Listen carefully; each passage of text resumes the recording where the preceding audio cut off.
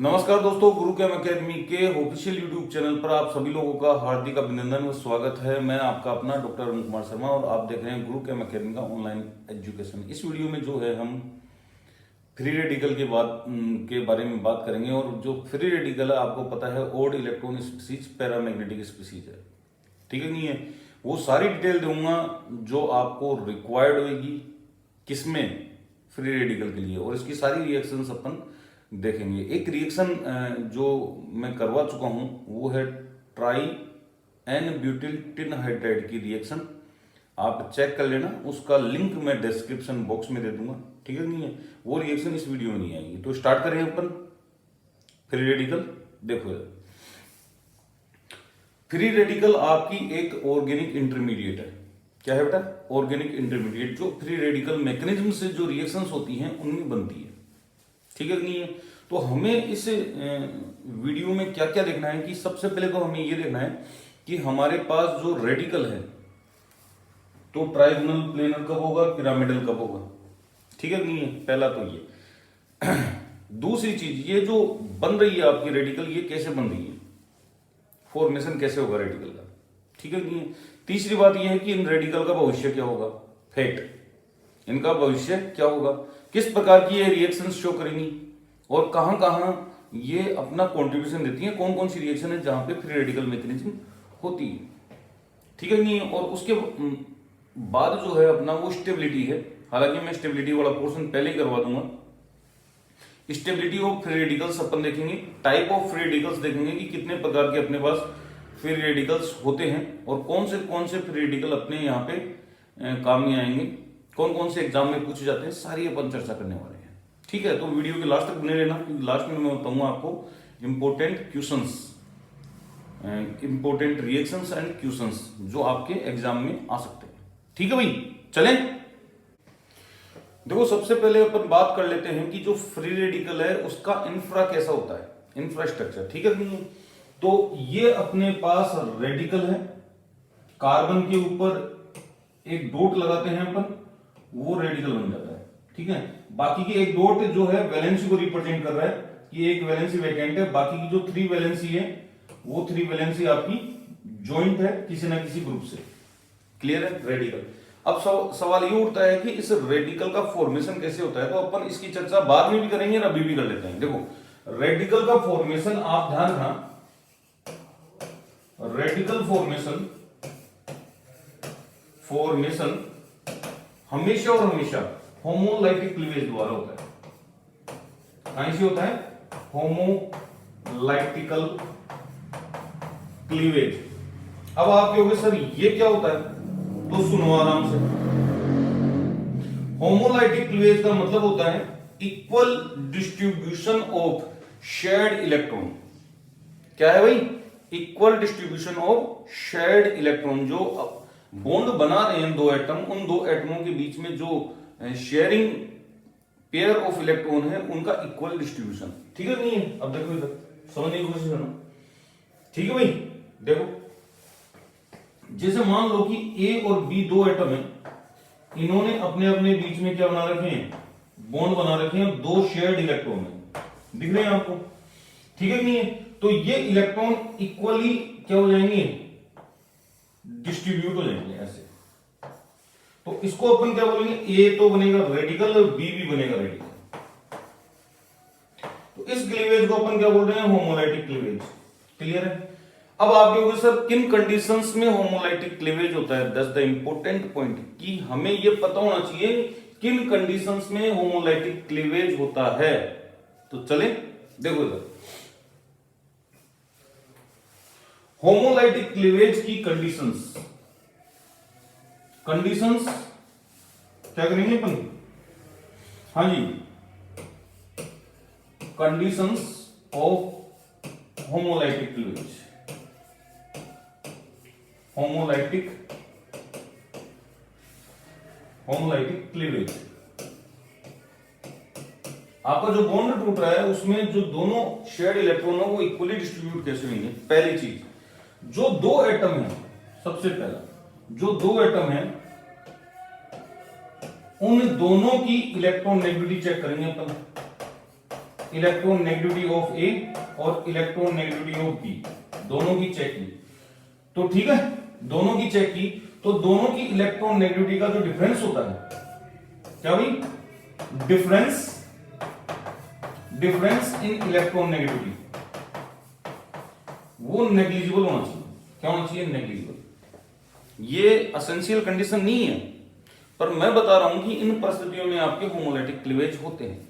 जैसे दो CL group जुड़े हुए हैं, तो इनको या तो थर्मल कंडीशन दे दो या फिर फोटोकेमिकल कंडीशन दे दो, ये होमोलाइटिक क्लीवेज करेंगे और होमोलाइटिक क्लीवेज करके दो रेडिकल बना लेंगे। ठीक है, नहीं है कोई दिक्कत, कोई समस्या? और समझाता हूं मैं आपको। ठीक है, जैसे पेरोक्साइड होता है, पेरोक्साइड है साहब, क्या है? पेरोक्साइड। दोनों एटमों चेक कर लिया, इनको न तो थर्मल की जरूरत है न फोटोकेमिकल की जरूरत है, ये अपने आप ऑटोमेटिकली होमोलाइटिकली क्लीवेज करते हैं व्हेन अंडरगो रिएक्शन। देख लो आराम से, कोई दिक्कत, कोई समस्या? आराम से देख सकते हो, आराम से, कोई दिक्कत? अगर मान लो क्या हो, अगर इलेक्ट्रॉन नेगेटिविटी डिफरेंस नहीं हो, ठीक है, नहीं है, अगर इलेक्ट्रॉन नेगेटिविटी डिफरेंस जीरो नहीं हो या नेग्लिजिबल नहीं हो, तो क्या होगा? अपन वो ही चर्चा करेंगे। ठीक है, नहीं है, तो हम ये देख लेते हैं कि अगर इलेक्ट्रॉन नेगेटिविटी में डिफरेंस नहीं होता है, इलेक्ट्रॉन नेगेटिविटी में डिफरेंस नहीं होता है, तो ये ध्यान रखना आप, दूसरी कंडीशन आएगी, प्रेजेंस ऑफ रेडिकल इनिशिएटर, आप रेडिकल इनिशिएटर का यूज में लोगे। जैसे आपको HBr के बीच में होमोलाइटिक क्लीवेज करवाना है सर, ऐसे करवाना है, तो ये बॉन्ड अपने आप नहीं टूटेगा, न तो थर्मल कंडीशन में टूटेगा न फोटोकेमिकल कंडीशन में टूटेगा।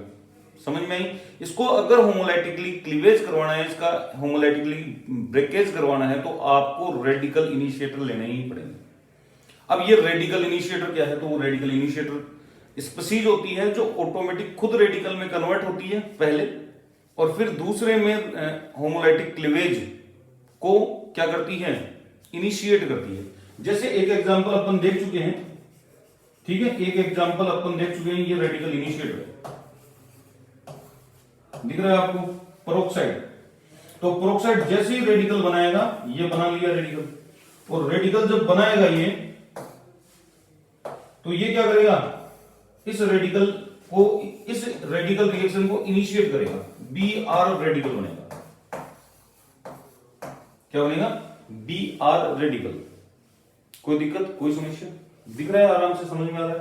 रेडिकल इनिशिएटर क्या होता है, कुछ आइडिया लगा? और भी रेडिकल इनिशिएटर, यही नहीं, आपका जो Cl2 था, वो Cl2 भी रेडिकल इनिशिएटर हो सकता है। कब? थर्मल या फोटोकेमिकल कंडीशन में ये खुद होमोलाइटिक क्लीवेज के अंडर में जाएगा, और फिर क्या करवाएगा? फिर क्या करेगा? ये कार्बन और हाइड्रोजन के बीच के बॉन्ड को क्लीवेज करवाता है। ठीक है, नहीं है? और ये किसके लिए क्लेम करता है? ज्यादातर H रेडिकल के लिए क्लेम करता है। तो HCl बन गया आपका, और R रेडिकल आपका यहां पे बन गया। तो रेडिकल बना रहे हैं, जो रेडिकल बनाता है वो रेडिकल इनिशिएटर कहलाता है।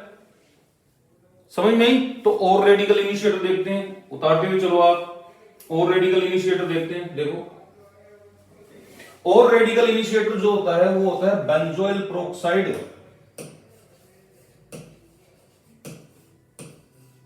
बेंजोइल पेरोक्साइड ये भी अच्छा रेडिकल इनिशिएटर होता है।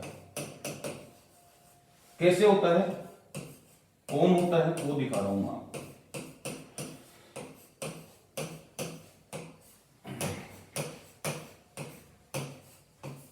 ये बेंजोइल पेरोक्साइड की स्ट्रक्चर, बॉन्ड टूटेगा, टूटा, टूटने पर क्या होगा? आपको दिख रहा है? ठीक है, उसके बाद क्या होगा? ठीक है, फिनाइल रेडिकल, ये रेडिकल इनिशिएटर, CO2 बाहर। आराम से चेक कर लो, कोई दिक्कत, कोई समस्या? कर सकते हो, इजी है। ठीक है, नहीं है? तो ये भी क्या है? रेडिकल इनिशिएटर है, रेडिकल को इनिशिएट करेगा, रेडिकल बनाएगा, ठीक है नहीं है। फिर नेक्स्ट है AIBN। AIBN अगर उस वीडियो को देखोगे जिसका डिस्क्रिप्शन बॉक्स में लिंक दिया गया है, उसमें AIBN बहुत काम में आया है, ठीक है नहीं है। Try and butyl tin hydrate का वीडियो है ना, उसमें बहुत डिटेल से करवाया हुआ, आप देखना मजा आएगा आपको। AIBN, तो AIBN का नाम क्या होता है? एजा बिस, मैं लिख देता हूं, एजा बिस आइसो ब्यूटाइरो, ब्यूटाइरो नाइट्राइल, आइसो ब्यूटाइरो नाइट्राइल, ठीक है नहीं है। आइसो ब्यूटाइरो नाइट्राइल देखो कैसी होती है स्ट्रक्चर, बिल्कुल सिंपल सी स्ट्रक्चर है। ये नाइट्रोजन डबल बॉन्ड नाइट्रोजन, ये तो एजा आ गया, और बिस का मतलब समझते हो आप, बताने की जरूरत नहीं है। एक साइनाइड ग्रुप इधर होगा, एक साइनाइड ग्रुप इधर होगा, ये है एजाबिस आइसोब्यूटाइल नाइट्राइल। एक्चुअल में होता क्या है, यहां पे होमोलाइटिक क्लीवेज होता है ये, ठीक है भाई। तो होमोलाइटिक क्लीवेज से क्या होगा, आप देख पा रहे हो ये रेडिकल बनेगा तो, ठीक है भाई, और ये आगे जाके रेडिकल रिएक्शन को इनिशिएट करवाता है, कोई दिक्कत। अब आप कहोगे सर ये क्या है, ये फिश हुक एरो है। अपन इस टाइप का एरो यूज में लेते हैं ना, फिश हुक एरो, मछली को पकड़ने वाला कांटा, फिश हुक एरो। इस एरो का मतलब भी समझ लो कि होता क्या, ठीक है। जैसे एक्चुअल में ये फिश हुक एरो अपन चाहे तो दोनों साइड लगा सकते हैं, ऐसे लेके, ठीक है नहीं है। फिश हुक एरो आप चाहो तो कन्वेंशनल यूज में लो, अंडरस्टूड वाला, एक गया इधर ऑटोमेटिक, दूसरा गया उधर, उससे क्या होगा, जो आपकी स्ट्रक्चर बनी हुई है ना उसमें भीड़ भाड़ नहीं होगी, समझ में आएगा आपको, ठीक है नहीं है, क्लियर है, कोई दिक्कत। जैसे मान लो कि अभी मैंने आपको एक एग्जांपल समझाया, यही मान लो अभी बेंजोइल पेरोक्साइड वाला समझाया था, PHCO O रेडिकल, ये समझाया था मैंने अभी। तो मैंने क्या किया था, ऐसे किया था, केवल ऐसे किया था, इसका मतलब क्या हो गया, इधर ये आ गया, इधर का ये आ गया, इसका मतलब ये हुआ। और वैसे अगर करना चाहो तो स्ट्रक्चर को थोड़ी बड़ी करके समझाता हूं कि भाई इसको अपन कैसे लिख सकते हैं। यहां पे रेडिकल था, तो इसके दो इलेक्ट्रॉन है, एक इलेक्ट्रॉन यहां आएगा, एक इलेक्ट्रॉन यहां आएगा, डबल बॉन्ड बन गया, और इसका एक इलेक्ट्रॉन किसके ऊपर जाएगा, पीएच के ऊपर जाएगा। आप ऐसे भी कर सकते हो, आप ऐसे भी कर सकते हो, आप ऐसे भी कर सकते हो, आपकी इच्छा हो जैसे करो, कोई दिक्कत वाली बात नहीं है, ठीक है नहीं। आपको समझ में आना चाहिए आप कैसे कर रहे हो, कोई दिक्कत। तो ये कुछ रेडिकल इनिशिएटर थे, कुछ मेटल भी होते हैं जो रेडिकल इनिशिएटर होते हैं, ठीक है नहीं, कैसे मैं समझाता हूं आपको। नेक्स्ट है कौन सा आ गया, जो भी आए वो लिख लेना आप, मेटल। हाँ भाई, क्या ले रहे हैं, मेटल्स। और मेटल्स जो होते हैं ये इलेक्ट्रोपॉजिटिव मेटल्स होते हैं। कौन होते हैं, electropositive metal, positive metals, metals जिनको इलेक्ट्रॉन्स देने में मजा आता है, ठीक है नहीं है। जैसे बर्च रिडक्शन में आप यूज में लोगे, बर्च रिडक्शन में आप यूज में लोगे सोडियम, पोटेशियम या लिथियम, लेते हो भाई, लिथियम सोडियम पोटेशियम लेते हो। और यही आप एरोमेटाइजेशन में लेते हो, अगर एरोमेटिक के पिछले वीडियो आपने देखे हैं, ठीक है नहीं है, तो आपको पता होगा इलेक्ट्रॉन देने का काम जो है ये CO2 है, और इसको अगर 2 पोटेशियम अपन ने दे दिया तो ये CO2 -2 में कन्वर्ट हो जाएगा। अब वो बीच में रेडिकल बनता है, अगर किसी ने मैकेनिज्म देखी हो तो, ठीक है नहीं है। बर्च रिडक्शन में ये काम में आएगा, ठीक है नहीं। क्लीमेंसन रिडक्शन देखा है, जिंक काम में आता है, ZnHCl, भूल गए है भाई। क्लीमेंसन रिडक्शन देखा है, उसमें जिंक काम में आता है, क्या करें। और जिंक भी क्या है, आपका इलेक्ट्रोपॉजिटिव मेटल, तो ले सकते हैं इलेक्ट्रोपॉजिटिव मेटल, कोई सा भी हो अपन ले सकते हैं, ठीक है नहीं है। कई ऑर्गेनोमेटेलिक्स कंपाउंड होते हैं, वो क्या होते हैं, होमोलाइटिक क्लीवेज शो करते हैं। जैसे मरकरी के ऑर्गेनोमेटेलिक कंपाउंड, वो अपनी मैकेनिज्म को कैसे प्रोसीड करवाते हैं, वो करवाते हैं रेडिकल मैकेनिज्म के द्वारा, देखेंगे आगे अपन, ठीक है नहीं है। कोई दिक्कत कोई समस्या? अब सुनो आगे। ये तो कंडीशन हो गई दूसरी रेडिकल इनिशिएटर की। तीसरी सुनो, तीसरी है जब भी रेडिकल रिएक्शंस करवानी हो आपको तो गैसियस फेज अपन को चाहिए होता है, गैसियस फेज रिक्वायर्ड होता है, गैसियस फेज रिक्वायर्ड। ठीक है भाई। नेक्स्ट है गैसियस फेज हो, कोई दिक्कत वाली बात नहीं है। गैसियस फेज अगर नहीं हो तो आप नॉन पोलर सॉल्वेंट लोगे, non polar solvent. Non polar solvent क्या करता है, किसी भी बॉन्ड को पोलराइज नहीं करवा सकता, इस बॉन्ड को पोलराइज नहीं करवाएगा। अगर पोलर सॉल्वेंट ले लिए तो पोलराइज करवाएगा, इसके ऊपर क्या लिया जाएगा, वो पॉजिटिव नेगेटिव और हेट्रोलाइटिक क्लीवेज के चांसेस बढ़ जाएंगे। किसके बढ़ जाएंगे? हेट्रोलाइटिक क्लीवेज के चांसेस बढ़ जाएंगे। तो ये कुछ कंडीशंस थी जो हमें पता होना चाहिए, ठीक है नहीं है, कि आपके होमोलाइटिक क्लीवेज किन किन कंडीशंस में होते हैं। पहला, इलेक्ट्रॉन नेगेटिविटी डिफरेंस न के बराबर, तो अपन टेम्परेचर या फोटोकेमिकल कंडीशन देकर उसको क्या कर सकते हैं, अपन होमोलाइटिक क्लीवेज को इंड्यूस करवा सकते हैं। दूसरा, अगर डिफरेंस है तो रेडिकल इनिशिएटर लो। तीसरा, आपका गैसियस फेज लो, या फिर नॉन पोलर सॉल्वेंट की रिक्वायरमेंट आपको होगी। ठीक है भाई, बहुत इजी, बिल्कुल सिंपल करवा दिया। अब सुनना, अब अपन इसके फीचर्स जानने की कोशिश करते हैं। किसके? रेडिकल के फीचर्स। तो रेडिकल के फीचर्स में पहला फीचर्स ये है कि ये ओड इलेक्ट्रॉन स्पीसीज है, ओड इलेक्ट्रॉन स्पीसीज है, कोई दिक्कत? और जो ओड इलेक्ट्रॉन स्पीसीज होती है वो पैरामैग्नेटिक नेचर की होती है, पैरा मैग्नेटिक नेचर की होती है, पैरामैग्नेटिक इन नेचर। ठीक है भाई। और जो ओड इलेक्ट्रॉन स्पीसीज है पैरामैग्नेटिक नेचर की होती है उसको ईएसआर, कौन सी मेथड, इलेक्ट्रॉन स्पिन रेजोनेंस या CIDNP टेक्निक द्वारा डिटेक्ट किया जा सकता है। कोई पूछ ले तो बता देना नाम, है ना? Can be detected by ESR और CIDNP टेक्निक। इसके द्वारा हम किसको, आपके फ्री रेडिकल को डिटेक्ट कर सकते हैं। ठीक है भाई। इसका जो हाइब्रिडाइजेशन होता है, हाइब्रिडाइजेशन, हाइब्रिडाइजेशन वो जनरली sp2 होता है। अगर कोई पूछे तो sp2 ही बताना है। और sp2 होने का मतलब ये हो गया,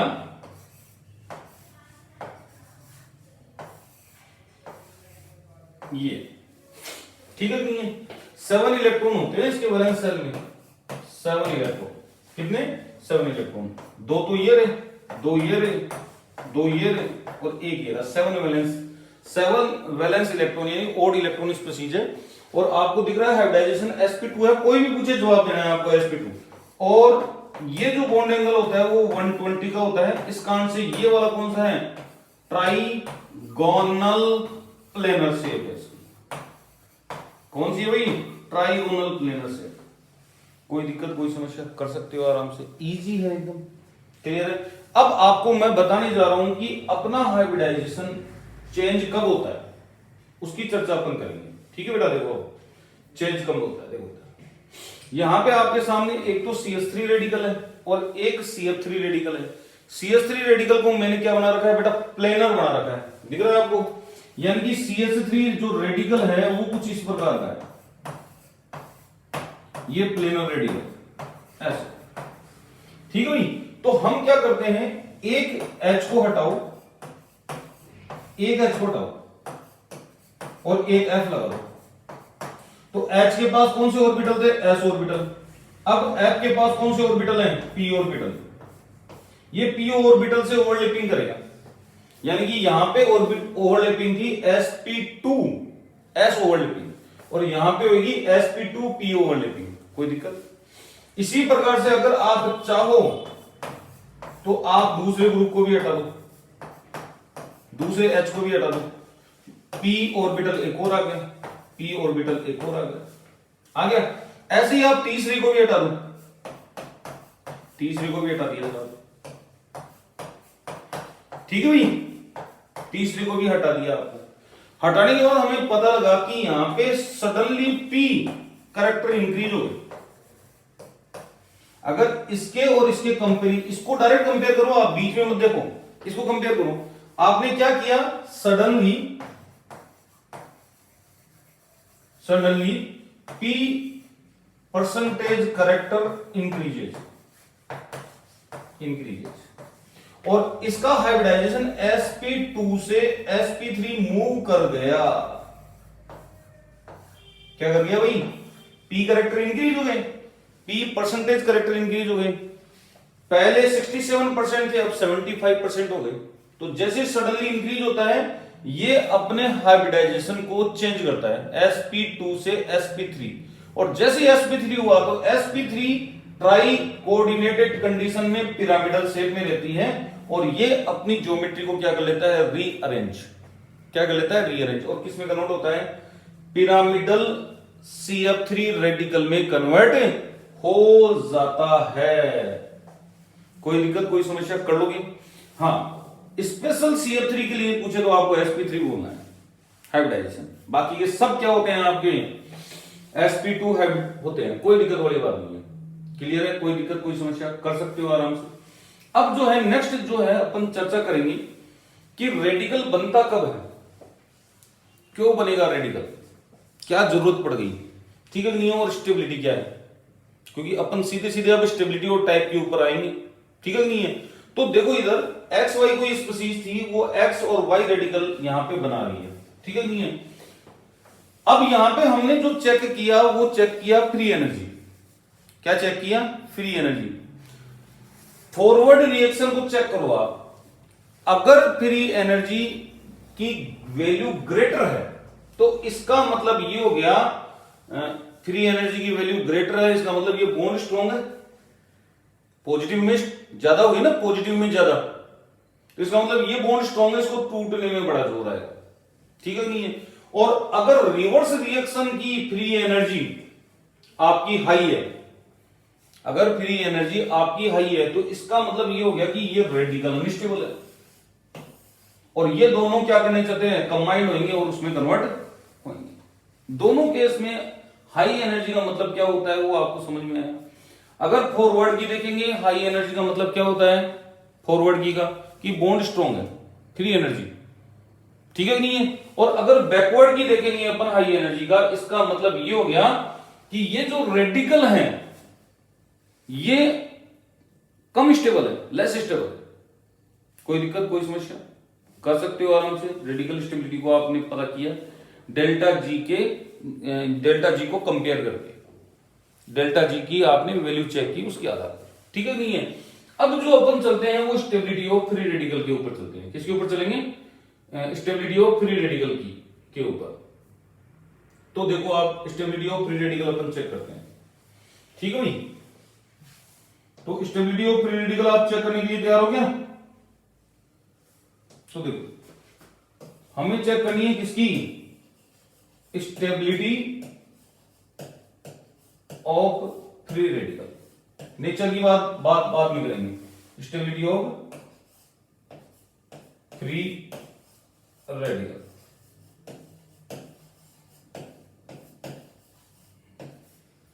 तो फ्री रेडिकल की स्टेबिलिटी का क्राइटेरिया बिल्कुल सिंपल है, ज्यादा फैला हुआ नहीं है। पहला ध्यान रखना, रेडिकल जितना बड़ा होगा उतना स्टेबल होगा, ठीक है भाई। रेडिकल जितना बड़ा होगा उतना स्टेबल होगा।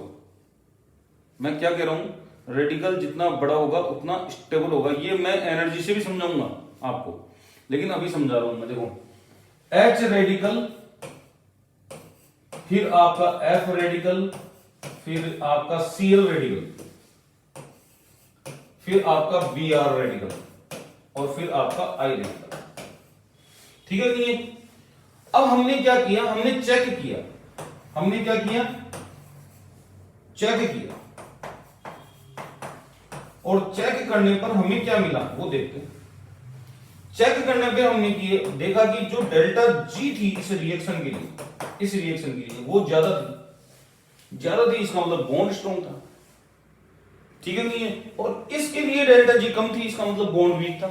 इसका मतलब आसानी से क्लीवेज हो गया इसका, और क्लीवेज होते ही आसानी से, क्यों क्लीवेज होएगा, क्यों, क्योंकि ये स्टेबल रेडिकल बना रहा है इसलिए आसानी से क्लीवेज हो रहा है। जो बॉन्ड जितनी आसानी से क्लीवेज हो जाएगा उतना ही स्टेबल आपका रेडिकल बनेगा, ठीक है नहीं है। इसको एनर्जी वाइज देखते हैं अपन। देखो एनर्जी वाइज देखते हैं अपन।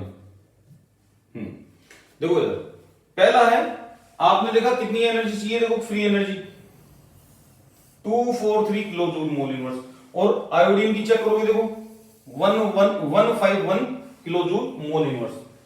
ठीक है, उसके बाद में आप देखोगे इसके लिए और भी कम है, इससे भी कम है, यानी कि ये वाला रेडिकल, ये वाला जो रेडिकल है जिसको कार्बोक्सिलेट रेडिकल कहा जाता है, ठीक है नहीं है, वो रेडिकल इस आयोडीन वाले रेडिकल से भी ज्यादा स्टेबल है। और उसके बाद आप और चेक करोगे तो ये जो AIBN में अपन रेडिकल बना रहे थे वो सबसे ज्यादा स्टेबल है, चेक करो। ठीक है नहीं है, स्टेबिलिटी का क्या फैक्टर होगा अपन चर्चा करेंगे अभी, स्टेबिलिटी का क्या फैक्टर होगा वो अपन चर्चा करेंगे, लेकिन थोड़ा सा आइडिया लगा कि भाई किस हिसाब से स्टेबिलिटी चेक की जा रही है। और देखो इनको तो आप लाइट दे रहे हो, ये तो जनरल हीटिंग से ही आपका हो रहा है, इसमें देखो 60 to 80 और ये क्या है 60 to 70 के बीच में ही ये होमोलाइटिक क्लीवेज शो कर रहा है। इसका मतलब ये बॉन्ड क्या है इसका, वीक है। वीक क्या है, जो बनने वाला रेडिकल है वो स्ट्रॉन्ग है, उसको पता है मैं टूटूंगा तो स्टेबल बनूंगा, तो टूट ही जाता हूं मैं। समझ में आई बात, कोई दिक्कत कोई समस्या, कर लोगे। तो आपको आइडिया लगा कि स्टेबिलिटी किस हिसाब से मेजर हो रही है, साइज के हिसाब से। अब मैंने जो डाटा दिखाए हैं वो क्लेडन के हैं, और क्लेडन आपको पता है कितनी बढ़िया बुक है, उसके डाटा कोई चैलेंज नहीं कर सकता। सेकंड जो स्टेबिलिटी क्राइटेरिया अपन लेंगे वो लेंगे हाइपर कॉन्जुगेशन का, इसका लेंगे बेटा हाइपर कॉन्जुगेशन का। हाइपर कॉन्जुगेशन का, तो हाइपर कॉन्जुगेशन के वीडियो में आपने देखा था कि जितने अल्फा हाइड्रोजन होते हैं उतना ज्यादा हाइपर कॉन्जुगेशन होता है। ठीक है, तो इसका मतलब ये हो गया कि अल्फा हाइड्रोजन जितने बढ़ेंगे, अल्फा हाइड्रोजन जितने बढ़ेंगे उतना आपका रेडिकल स्टेबल होता हुआ चलेगा, आपका रेडिकल स्टेबल होता हुआ चलेगा। ये रेडिकल भी आपका एक प्रकार का चार्ज है, तो इसको भी डीलोकलाइज करोगे ना उतना ही ज्यादा स्टेबल होगा। ये रेडिकल क्या होता है वो चल रहा है, स्टेबिलिटी बढ़ती हुई चल रही है सर, कोई दिक्कत कोई समस्या। दूसरा फैक्टर समझ में आया हाइपर कॉन्जुगेशन का, कर लोगे आराम से। तीसरा जो फैक्टर है वो है आपका, तीसरा जो फैक्टर है वो है आपका रेजोनेंस। रेजोनेंस तीसरा फैक्टर कौन सा है भाई, रेजोनेंस का। कौन सा है, रेजोनेंस का। तो रेजोनेंस पता है आपको, बेंजाइलिक रेडिकल, कौन सा रेडिकल, बेंजाइलिक रेडिकल, और ये आपका अलाइलिक रेडिकल, ये अलाइलिक रेडिकल। ठीक है, कोई दिक्कत कोई समस्या, इन दोनों में से कौन ज्यादा स्टेबल, ये रेजोनेंस का, क्योंकि डीलोकलाइज करवाएगा इस रेडिकल को। समझ में, ऐसे ऐसे रेडिकल यहां पे आएगा, फिर यहां पे आएगा, फिर यहां पे आएगा, घूमता रहेगा, इसमें भी इधर उधर चलते रहेंगे, रेडिकल का स्टेबलाइजेशन होता है। ये रेजोनेंस है, कोई दिक्कत कोई समस्या। और देखो आप रेजोनेंस में यूं है, बहुत सारे क्वेश्चंस हैं जो आप कर सकते हो, जैसे इस रेडिकल की बात करो, इस रेडिकल की बात करो, और इस रेडिकल की आप बात करो, कौन सा रेडिकल ज्यादा स्टेबल होगा, कर सकते हो आराम से। ठीक है कि नहीं है, कोई दिक्कत कोई समस्या, कर लोगे भाई, बिल्कुल इजी सा है। कॉन्जुगेशन आप बढ़ा रहे हो तो आपका रेजोनेंस भी इंक्रीज हो रहा है, रेजोनेंस इंक्रीज हो रहा है तो आपका ये जो रेडिकल है वो ज्यादा स्टेबलाइज होगा। चले, बिल्कुल इजी था। अब सुनना ढंग से, काम की बात ढंग से समझना। ये वाला भाई देखो इधर आपने लिया बेंजाइलिक रेडिकल, ले लिया बेंजाइलिक रेडिकल, बोले साहब स्टेबल है रेजोनेंस, भाई 2 बेंजीन लगा दूं, बोले सर और बढ़ गई स्टेबिलिटी, रेजोनेंस बढ़ गया, रेजोनेंस बढ़ गया। एक और लगा दूं, हाँ भाई एक और लगा दूं, बोले लगा दो सर, और रेजोनेंस बढ़ जाएगा। भैया ढंग से समझना, यहां पे ये पूछ जाते हैं दूसरा, ये कहलाता है आपका ट्रिटिल रेडिकल। क्या कहलाता है, ट्रिटिल रेडिकल। और ये दो कारणों से सबसे ज्यादा स्टेबल है। आपको पता है स्टेबिलिटी का ऑर्डर ये होगा, ये दो कारणों से सबसे ज्यादा होगा स्टेबल। पहला तो आपका रेजोनेंस, नो डाउट रेजोनेंस के कारण स्टेबल है साहब। कितनी जगह घूमने जाएगा? 9 जगह घूमने जाएगा। एक बेंजीन में 3 जगह घूमता है तो 3 बेंजीन में 9 जगह घूमेगा, डीलोकलाइज रहेगा। और दूसरा जो है वो स्टेरिक फैक्टर है। कौन सा factor? Steric factor. Steric factor कौन सा भाई? Steric factor. स्टेरिक फैक्टर का मतलब ये हो गया कि जब आप इसकी ओरिजिनल स्ट्रक्चर बनाओगे, ठीक है भाई, ओरिजिनल स्ट्रक्चर बनाओगे तो कुछ ऐसे बनेगी ये स्ट्रक्चर, ऐसे ऐसे बनेगी। ये 3 बेंजीन रिंग मिलकर इस जो अनपेड इलेक्ट्रॉन है, इस अनपेड इलेक्ट्रॉन को स्टेरिक प्रोटेक्शन दे रहे हैं। और जब ये 3 बेंजीन रिंग इस इलेक्ट्रॉन को स्टेरिक प्रोटेक्शन देंगे तो आप ये बताओ कि ये किसी के साथ कंबाइन करेगा क्या? नहीं कर सकता। क्यों? स्टेरिक प्रोटेक्शन है साहब। क्या है? 3 बेंजीन रिंग की स्टेरिक प्रोटेक्शन है। और वैसे भी आपको मैं बता दूं कि ये जो ट्रिटिल रेडिकल होता है, कौन? ट्रिटिल रेडिकल, ये डाइमर के रूप में पाया जाता है। एक्चुअल में कैसे पाया जाएगा? डाइमर के रूप में। बहुत इजी सा कंसेप्ट है, आराम से समझना। कैसे मिलेगा? ये डाइमर के रूप में मिलेगा। तो वो डाइमर की स्ट्रक्चर मैं आपको बता देता हूं। देखो इधर समझने की कोशिश करना।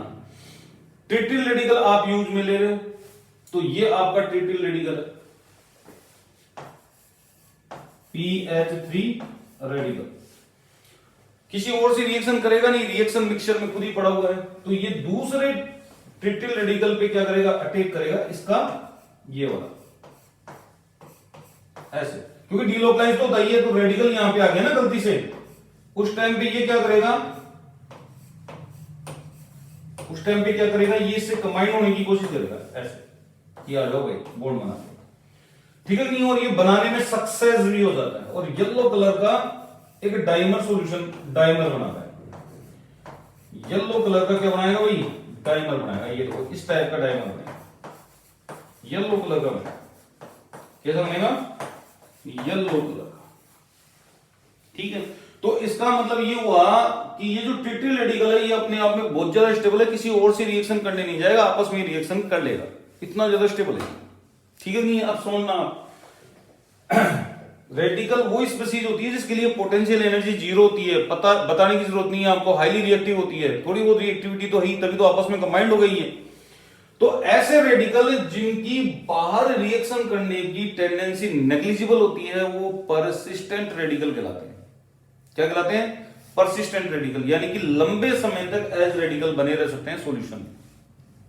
लंबे समय तक एज रेडिकल वो बने रह सकते हैं किसमें? सॉल्यूशन में। ये थोड़ा सा ध्यान रखना।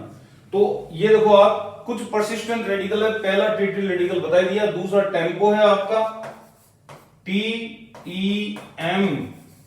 TEMPO, टेम्पो, ठीक है। टेट्रा मिथाइल पिपरिडीन एनऑक्साइड, यहां पे भी स्टेरिक फैक्टर आप देख रहे हो, खतरनाक बड़ा स्टेरिक फैक्टर है, ठीक है। हालांकि इसकी स्टेबिलिटी भी उतनी होती है लगभग जितनी किसकी बात कर रहे थे अपन? इसकी। स्टेरिक फैक्टर इतना इंपॉर्टेंट नहीं है जितना ये ऑक्सीजन के ऊपर प्रेजेंट है रेडिकल, समझ में आई? वो इंपॉर्टेंट है अपने।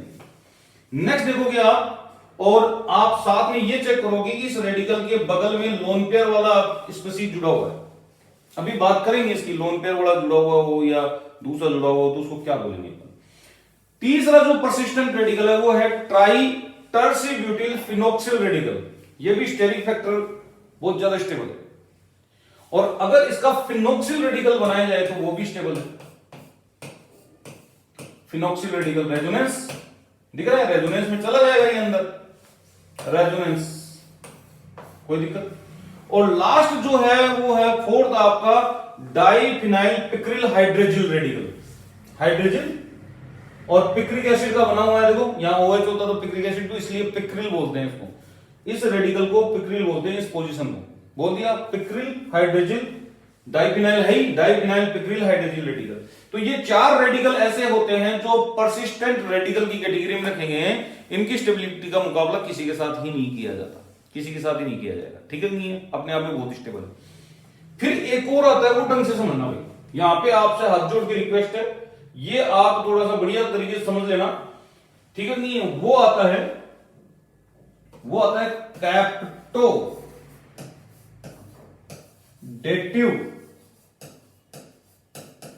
कैप्टोडेटिव रेडिकल।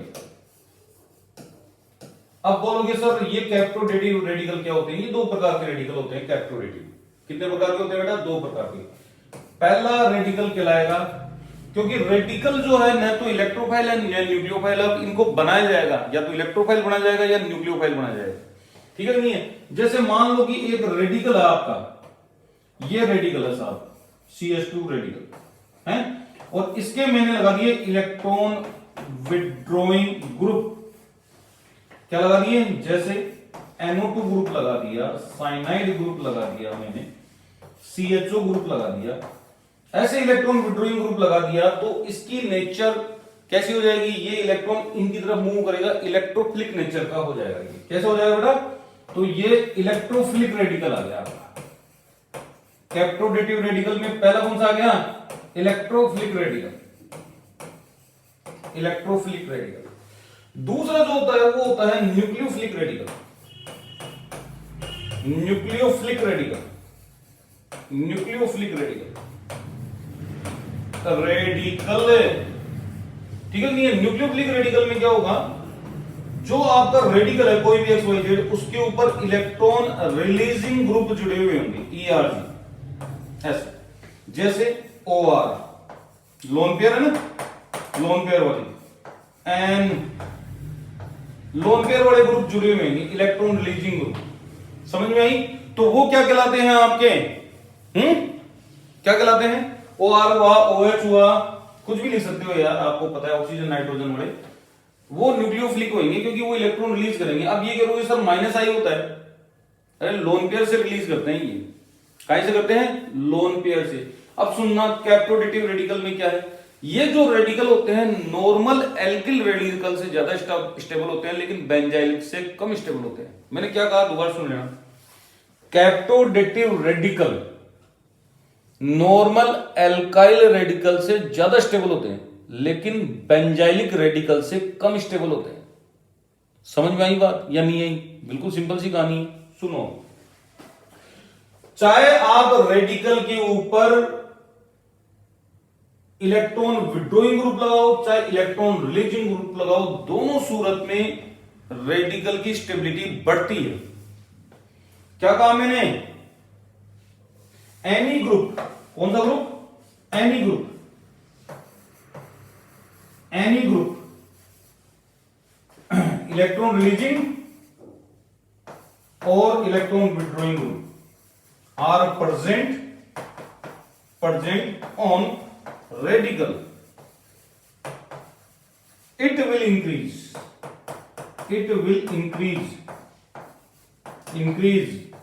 its stability, इनकी स्टेबिलिटी को बढ़ाएंगे, और यही क्या कहलाता है? नॉन एज कैप्टोडेटिव इफेक्ट, कैप्टोडेटिव इफेक्ट कहलाता है। किसमें पाया गया? कैप्टोडेटिव रेडिकल में। कौन सा इफेक्ट? कोई सा भी ग्रुप लगाओ, चाहे इलेक्ट्रॉन विड्रॉइंग ग्रुप लगाओ, चाहे इलेक्ट्रॉन रिलीजिंग ग्रुप लगाओ, दोनों सूरत में आपकी स्टेबिलिटी बढ़ेगी। कैसे समझाएंगे? मैं समझा देता हूं अभी नॉर्मल से, देखो आराम से समझने की कोशिश करना, ठीक है। इसको समझते हैं हम बाय द MOT। कहां समझेंगे? तो ये जो MOT आई है वो है इलेक्ट्रॉन विड्रॉइंग ग्रुप का।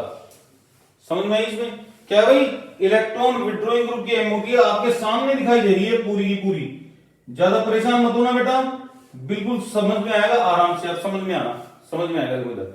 ऐसा ऑर्बिटल जो सिंगल इलेक्ट्रॉन द्वारा ऑक्यूपाइड है उसको बोलते हैं SOMO, singly occupied molecular orbital. क्या बोलते हैं बेटा? Singly occupied molecular orbital. और इलेक्ट्रॉन विड्रॉइंग के पास इलेक्ट्रॉन नहीं होंगे, यानी कि पाई एंटी बॉन्डिंग मॉलिक्यूलर ऑर्बिटल काम में आएगा। और जब ये दोनों कंबाइंड होते हैं तो नए मॉलिक्यूलर ऑर्बिटल बनते हैं। तो एक लोअर एनर्जी का बनता है, एक हायर एनर्जी का बनता है। अब समझना, आप ढंग से समझना, हाथ जोड़ के रिक्वेस्ट है आपकी। मैं केवल इसकी एनर्जी को कंसीडर करूंगा, उसकी एनर्जी से अपन को मतलब नहीं है, वो तो अपनी जगह पड़ा है, पहले अकेला था, पड़ा रहेगा अकेला, कोई दिक्कत वाली बात नहीं, उसकी एनर्जी की बात ही नहीं करता। मैं आपसे ये कह रहा हूं कि ये जो pi anti bonding electron withdrawing group का जो पाई एंटी बॉन्डिंग ऑर्बिटल है, उसकी एनर्जी लोअर हुई क्या है? नहीं है, खाली है ना एक जगह, तो लोअर हुई है। लोअर होने का मतलब क्या हो गया? एनर्जी रिलीज हुई है। एनर्जी रिलीज होने का मतलब क्या हो गया? Energy release. तो डेल्टा जी के रेस्पेक्ट में बोल सकते हैं अपन कि इसका डेल्टा जी नेगेटिव है। और जिस प्रोसेस का डेल्टा जी नेगेटिव होता है वो स्पॉन्टेनियस और स्टेबल होती है, कोई दिक्कत। ये नया सुमो बना है, इसकी लोअर एनर्जी, ठीक है नहीं है, इसकी एनर्जी कोई मतलब नहीं है, अपन को इसकी एनर्जी देखनी है, इसकी एनर्जी लोअर हुई है, कोई दिक्कत, कोई समस्या, कर लोगे। नेक्स्ट समझने की कोशिश करना दूसरा वाला सेकंड, जो इलेक्ट्रॉन रिलीजिंग वाला है। तो इलेक्ट्रॉन रिलीजिंग में क्या होता है, आप देखो इधर, ये रहे आपके एन ऑर्बिटल लोन पेयर वाले, क्योंकि लोन पेयर ही डोनेशन में जाएंगे, और ये रहा सुमो सोमो, ठीक है नहीं है। इसकी एनर्जी से अपन को कोई मतलब नहीं है, इसकी एनर्जी से कोई मतलब नहीं है। अपन को किसकी एनर्जी चेक करनी है? इसकी एनर्जी चेक करनी है। लोन पेयर की एनर्जी डिक्रीज हो रही है, क्योंकि लोन पेयर आपका इस ऑर्बिटल में आएगा। लोन पेयर बढ़िया नहीं है। अब चाहे इसमें एक इलेक्ट्रॉन इसका हो, चाहे एक इसका हो, चाहे इसका एक ऊपर चले, उससे कोई मतलब नहीं है, अपन को तो लोन पेयर मिल गया। वहां पे खाली जगह चाहिए थी मिनिमम एक, और यहां पे अपन को पूरी तरह भरी हुई चाहिए थी, मिल गई आपको, क्या दिक्कत हो गई? समझ में आई? तो इसकी एनर्जी लोअर हुई है, इसका मतलब यहां पे भी डेल्टा जी क्या चलेगा भाई? नेगेटिव चलेगा। और जिसके लिए एनर्जी नेगेटिव होती है वो स्टेबल होता है। तो ये एमओटी के द्वारा अपन क्लियरली बता सकते हैं कि जो कैप्टोडेटिव रेडिकल होते हैं वो स्टेबल क्यों होते हैं। कोई दिक्कत, कोई समस्या, कर लोगे आराम से, कर सकते हो। अब देखोगे आप कि अपने पास जो रेडिकल्स हैं वो किस किस टाइप की रिएक्शंस को शो करते हैं, ठीक है। तो देखो आप यहां पे कुछ ऑर्गेनोमेटेलिक ऐसे हैं जो क्या बनाते हैं? रेडिकल्स बनाते हैं, आपको दिख रहे हैं, मैंने इसकी चर्चा भी की थी। इसमें जो डाई एल्किल मरकरी है आपका, वो देखोगे आप रेडिकल बना रहा है कि नहीं बना रहा? और नॉर्मली बना रहा है, क्योंकि इसका जो कार्बन के साथ कार्बन का और इस मेटल का बॉन्ड होता है वो वीक होता है, वो ऑटोमेटिक टूटता है, घबराओ, बन गया रेडिकल। अगर मान लो कि ये भी ले रहे हैं अपन, ये वाला भी दिख रहा है आपको, तो इसका रिडक्शन करवा देंगे, Cl की जगह क्या आ जाएगा? H आ जाएगा। और जैसे ही ये रेडिकल आया, देखो ये रेडिकल यहां से आया उठकर, ठीक है, तो रेडिकल आया है, तो ये किसके लिए क्लेम करेगा? इस हाइड्रोजन के लिए। तो हाइड्रोजन के साथ ये जुड़ गया, एल्केन बन गई, बन जाने दो, या हाइड्रोकार्बन बन गया। फिर क्या बना आपका? RH रेडिकल, क्या बना है? और RH रेडिकल आगे किसमें टूटेगा? देखो आराम से, Hg में टूट रहा है और R रेडिकल में टूट रहा है, तो ये भी टूट रहा है आपका, ठीक है नहीं है। अब अपन पढ़ेंगे रिएक्शंस के बारे में। तो देखो सुनो, रेडिकल और भी तरीके हैं, और यही रिएक्शन है, समझ में आई? यही रिएक्शन है। रेडिकल बना हुआ है, नया रेडिकल बनेगा, तो ये जो रेडिकल है ये एब्स्ट्रैक्शन कर सकता है, इसको बोलते हैं सब्स्टिट्यूशन। क्या बोलते हैं बेटा? सब्स्टिट्यूशन। सब्स्टिट्यूशन भी बोल सकते हैं, एब्स्ट्रैक्शन भी बोल सकते हैं इसको, आहरण। ये अगवा कर रहा है किसको? H को, कि आ जा मेरे पास। और एक्चुअल में क्या कर दिया? सब्स्टिट्यूशन कर दिया। खुद रेडिकल था, अब Br को रेडिकल बना दिया। देखो बनाया कि नहीं बनाया, ठीक है नहीं है। तो radical form by abstraction, abstraction के द्वारा रेडिकल बन रहे हैं आपके। ये एब्स्ट्रैक्शन एक रिएक्शन है इसकी, रेडिकल की। दूसरी जो है वो रेडिकल बनेगा बाय द एडिशन, यानी कि रेडिकल एडिशन भी कर सकता है। डबल बॉन्ड में भी रेडिकल इनिशिएटर जो है, ये रेडिकल इनिशिएटर हो गया, रेडिकल जनरेट करवाएगा। ये आपका होमोलाइटिक क्लीवेज होगा, होता हुआ नजर आ रहा है, तो Br यहां पे अटैच होगा, फिर आगे जाएगा, ठीक है नहीं है। इसी प्रकार से आप ये चेक कर रहे हो, देखो इधर एडिशन कर रहे हैं अपन, इलेक्ट्रॉन का एडिशन, तो इसमें होमोलाइटिक क्लीवेज हुआ, हो गया होमोलाइटिक क्लीवेज। होमोलाइटिक क्लीवेज से क्या हुआ? होमोलाइटिक क्लीवेज से क्या हुआ, एक एक इलेक्ट्रॉन चले गए यहाँ पे, ये गए, एक इलेक्ट्रॉन ऊपर गया, एक इलेक्ट्रॉन यहाँ पे गया, एक इलेक्ट्रॉन यहाँ जाके जुड़ जाएगा, तो ये क्या बना लेगा, दो इलेक्ट्रॉन, और दो इलेक्ट्रॉन को क्या बोलते हैं अपन, नेगेटिव चार्ज, तो कीटायन रेडिकल बनते हैं यहाँ पे। एडिशन के द्वारा भी बन रहे हैं, आप चाहे रेडिकल को भेजो चाहे इलेक्ट्रॉन को भेजो, क्योंकि इलेक्ट्रॉन अपने आप में, एक इलेक्ट्रॉन रेडिकल ही तो होता है, ये भी रेडिकल आ रहा है, रेडिकल आगे होमोलाइटिक क्लीवेज और रेडिकल बना रहा है। नेक्स्ट जो है वो है आपकी एलिमिनेशन की आएगी, देखना ये देखो रेडिकल एलिमिनेशन, ये मैं बता चुका हूं आपको, रेडिकल एलिमिनेशन रिएक्शन में भी पार्टिसिपेट लेते हैं, रेडिकल एलिमिनेशन होगी, कोई दिक्कत कोई समस्या, कर लो भी आराम से, नए रेडिकल बन रहे हैं ना। अब जो चर्चा अपन करेंगे वो करेंगे जो रिएक्शंस हो सकती हैं रेडिकल में उनकी, और भी इनके अलावा क्या रिएक्शंस होंगी। तो सुनो, पहली चीज, रेडिकल की खास बात ये होती है कि वो कॉम्बिनेशन रिएक्शन शो कर सकता है, कॉम्बिनेशन रिएक्शन शो कर सकता है, जैसे ट्रिटिल रेडिकल रिएक्शन शो कर रहा था, आर रेडिकल और आर रेडिकल आपस में जुड़कर आपका क्या बना सकते हैं भाई, आर और आर, ये एक रिएक्शन है जिसको कॉम्बिनेशन रिएक्शन बोलते हैं, कंबाइंड हो जाते हैं एक दूसरे के साथ, ठीक है नहीं है। अच्छा, सेम भी हो सकते हैं और अलग अलग रेडिकल भी हो सकते हैं। याद आई वुड्स रिएक्शन, भूल गए, याद आई क्या वुड्स रिएक्शन, तो वुड्स रिएक्शन में ऐसा ही होता है, रेडिकल कंबाइंड होते हैं, तो वो कैसे भी हो सकते हैं, तभी तो अपन बोलते हैं कि जब मिक्स्ड वुड करवाते हैं तो आप ओड नंबर ऑफ क्या नहीं करवा सकते, अच्छी ईल्ड में नहीं बना सकते, ओल्ड कार्बन नंबर एल्केन, ठीक है भाई, कोई दिक्कत। कॉम्बिनेशन पहली रिएक्शन है, आपको समझ में आ गई, कॉम्बिनेशन हो सकता है। दूसरा आपने अभी देखा था कि कोई सब्स्टिट्यूशन टाइप में हो जाए,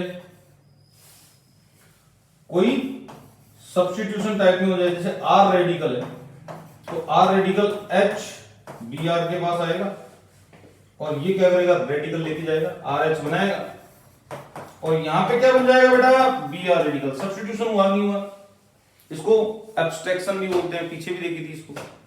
और सबसे जो है वो है डिसप्रपोर्शनेशन रिएक्शन, थर्ड रिएक्शन, अंदर की अंदर ही होना, डिसप्रपोर्शनेशन, डिसप्रपोर्शनेशन रिएक्शन क्या है रिएक्शन, बिल्कुल सिंपल है। जैसे कई बार क्या होता है कि रेडिकल एक दूसरे के साथ नहीं जुड़ सकते, क्यों नहीं जुड़ सकते, मान लो कि स्टेरिक क्राउडिंग बहुत ज्यादा हो रखी है, स्टेरिक क्राउडिंग बहुत ज्यादा हो रखी है और स्टेरिक क्राउडिंग की वजह से ये रेडिकल इसके साथ नहीं जुड़ सकता, नहीं जुड़ सकता, स्टेरिक क्राउडिंग। तो क्या कहता है ये, बोले तू टेंशन मत ले, रेडिकल तो है ही, अपन रिएक्टिव है ही, और रिएक्टिव है तो अपन क्या करें, आपका एक एच इधर लाओ, आपका एक एच मेरे को दो, और जो इलेक्ट्रॉन बचा हुआ है उसके साथ आप बॉन्ड बना लो, क्या बना लो, बॉन्ड बना लो, तो उधर तो बनेगी एल्केन, तो ये क्या हो गया बेटा, डिसप्रपोर्शनेशन हुआ है, क्या हुआ है, डिसप्रपोर्शनेशन, और इधर बनेगी एल्कीन। बोलो सर और कहीं भी देखा जाता है क्या, डिसप्रपोर्शनेशन देखा जाएगा। कई बार क्या होता है कि अपनी जो चेन है और उस चेन में दो दो रेडिकल बन रखे हैं, जैसे मान लो ये वाली, ये वाली, ये वाली, यहां पे रेडिकल है, यहां पे रेडिकल है, कोई दिक्कत कोई समस्या, साथ जुड़ नहीं सकती क्योंकि एक दूसरे के अपोजिट एंड पर है, तो क्या करेगा ये, कोई दिक्कत वाली बात नहीं है। यहां का हाइड्रोजन उठकर कहां चला जाएगा भाई, सॉल्यूशन है रेडिकल, एच रेडिकल भटकता भटकता वहां चला जाएगा, और यहां पे क्या होगा, ये रेडिकल और ये रेडिकल मिलकर क्या बना लेंगे, डबल बॉन्ड, तो उधर तो आ गया सैचुरेशन और इधर आ गया अनसैचुरेशन, तो इस रिएक्शन को अपन बोलते हैं डिसप्रोपोर्शनेशन रिएक्शन। तो ये तो हो गई आपकी इंटरमोलिकुलर डिसप्रोपोर्शनेशन रिएक्शन और ये हो गई इंट्रामोलिकुलर डिसप्रोपोर्शनेशन रिएक्शन। इसके अलावा कोई भी रिएक्शन शो नहीं करता कौन, रेडिकल। अब जो अपन पढ़ेंगे वो रेडिकल के ऊपर बेस्ड रिएक्शंस पढ़ेंगे, ठीक है नहीं है, one by one upon complete करते हुए चलेंगे, चले भाई। पहली रेडिकल रिएक्शन अपन पढ़ने जा रहे हैं, ढंग से पढ़ना, उसको अपन बोलते हैं पिनाकोल रिडक्शन। क्या बोलते हैं भाई, पिनाकोल रिडक्शन। पहली आराम से चलेंगे, सारी समझाऊंगा मैं। पिनाकोल रिडक्शन, और पिनाकोल रिडक्शन में क्या होता है बेटा, रेडिकल इन्वॉल्व होता है। पिनाकोल रिडक्शन में रेडिकल इन्वॉल्व होता क्या है इसमें, इसमें होता है जो कार्बोनिल ग्रुप होता है आपका, ये वाला कार्बोनिल ग्रुप, ये कार्बोनिल ग्रुप, ठीक है। इसके दो मॉलिक्यूल आएंगे MgHg, क्या भाई, MgHg की प्रेजेंस में, ठीक है। कोई भी सॉल्वेंट ले लेना, ये क्या बनाते हैं, ये पिनाकोल बनाते हैं, ऐसे क्या बना दिया, डाइओल, पिनाकोल बनाएंगे, पिनाकोल क्या बनाएंगे, पिनाकोल। और इसको बोला जाता है पिनाकोल रिडक्शन। अब मैकेनिज्म देखना आप, ठीक है, नहीं है क्या होगा, इलेक्ट्रोपॉजिटिव मेटल है, तो इलेक्ट्रोपॉजिटिव मेटल के लिए आपको नहीं बताया था मैंने, जब इलेक्ट्रोपॉजिटिव मेटल होता है तो फ्री रेडिकल के चांसेस होते हैं, ठीक है, नहीं है। तो होगा क्या, ये जो कार्बोनिल ग्रुप है, ये जो कार्बोनिल ग्रुप है उसमें होगा होमोलाइटिक क्लीवेज, ठीक है भाई, होमोलाइटिक क्लीवेज होगा, दो कार्बोनिल ग्रुप में होमोलाइटिक क्लीवेज होगा एक साथ, हो गया। और ये बनाएंगे दो रेडिकल, क्या बनाएंगे, दो रेडिकल, आराम से देखना, ये बना दिए रेडिकल साहब, एक ये बन गया, एक ये बन गया, इधर भी रेडिकल बन गया। अब Mg साहब क्या करेंगे, Mg डिस्ट्रीब्यूट करेंगे अपने एक एक इलेक्ट्रॉन, एक इलेक्ट्रॉन इसको देंगे और एक इलेक्ट्रॉन इसको देंगे, हो गया। जैसे इलेक्ट्रॉन दिए Mg सर तो पहुंच जाएंगे Mg+2 में, पहुंच गए Mg+2, ठीक है भाई। और ये बन गए आपके दो इलेक्ट्रॉनों के साथ नेगेटिव चार्ज और एक रेडिकल यहां पे, एक रेडिकल यहां पे। तो यहां पे बाइंडिंग होगी नहीं होगी, हाँ भाई बाइंडिंग होगी नहीं होगी, होगी, यहां पे बाइंडिंग चेक करो, तो बाइंडिंग हो गई है, ये देखो Mg के साथ बाइंडिंग हो गई, ये हो गई। और रेडिकल अभी भी क्या है, अकेले पड़े हुए हैं, तो रेडिकल आपस में कंबाइंड हो जाते हैं और कंबाइंड होकर क्या बनाएंगे, कंबाइंड होकर क्या बनाएंगे, Mg से इधर जुड़े हुए हैं और आपस में कंबाइंड हो जाते हैं, ये क्या हो जाते हैं, आपस में कंबाइंड हो जाते हैं, हो गए, कॉम्प्लेक्स बना दिया साइक्लिक। उसके बाद अपन को क्या करवाना होता है, एसिडिक मीडियम में इसका हाइड्रोलाइसिस करवा दो, हाइड्रोलाइसिस से क्या होगा, Mg बाहर जाएगा आपका और यहां पे आपका क्या बनेगा, डाइओल बनेगा, ठीक है, नहीं है। ये का ये आप काम एल्यूमिनियम की प्रेजेंस में करवा सकते हो, एल्यूमिनियम Hg ले लो टोलुइन की प्रेजेंस में या बेंजीन की प्रेजेंस में, तो भी यही काम होगा, कोई दिक्कत करवा सकते हो, आराम से इजी है, ठीक है, नहीं है। तो ये पहली रिएक्शन अपनी खत्म हुई है, वो कौन सी है, पिनाकोल रिडक्शन, ठीक है भाई, कोई दिक्कत। दूसरी रिएक्शन जो पढ़नी है अपन को, वो पढ़नी है नंबर 2, वो पढ़नी है मैकमरी, मैकमरी कपलिंग। कौन सी पढ़नी है, मैकमरी कपलिंग, मैकमरी कपलिंग, कपलिंग, हाँ।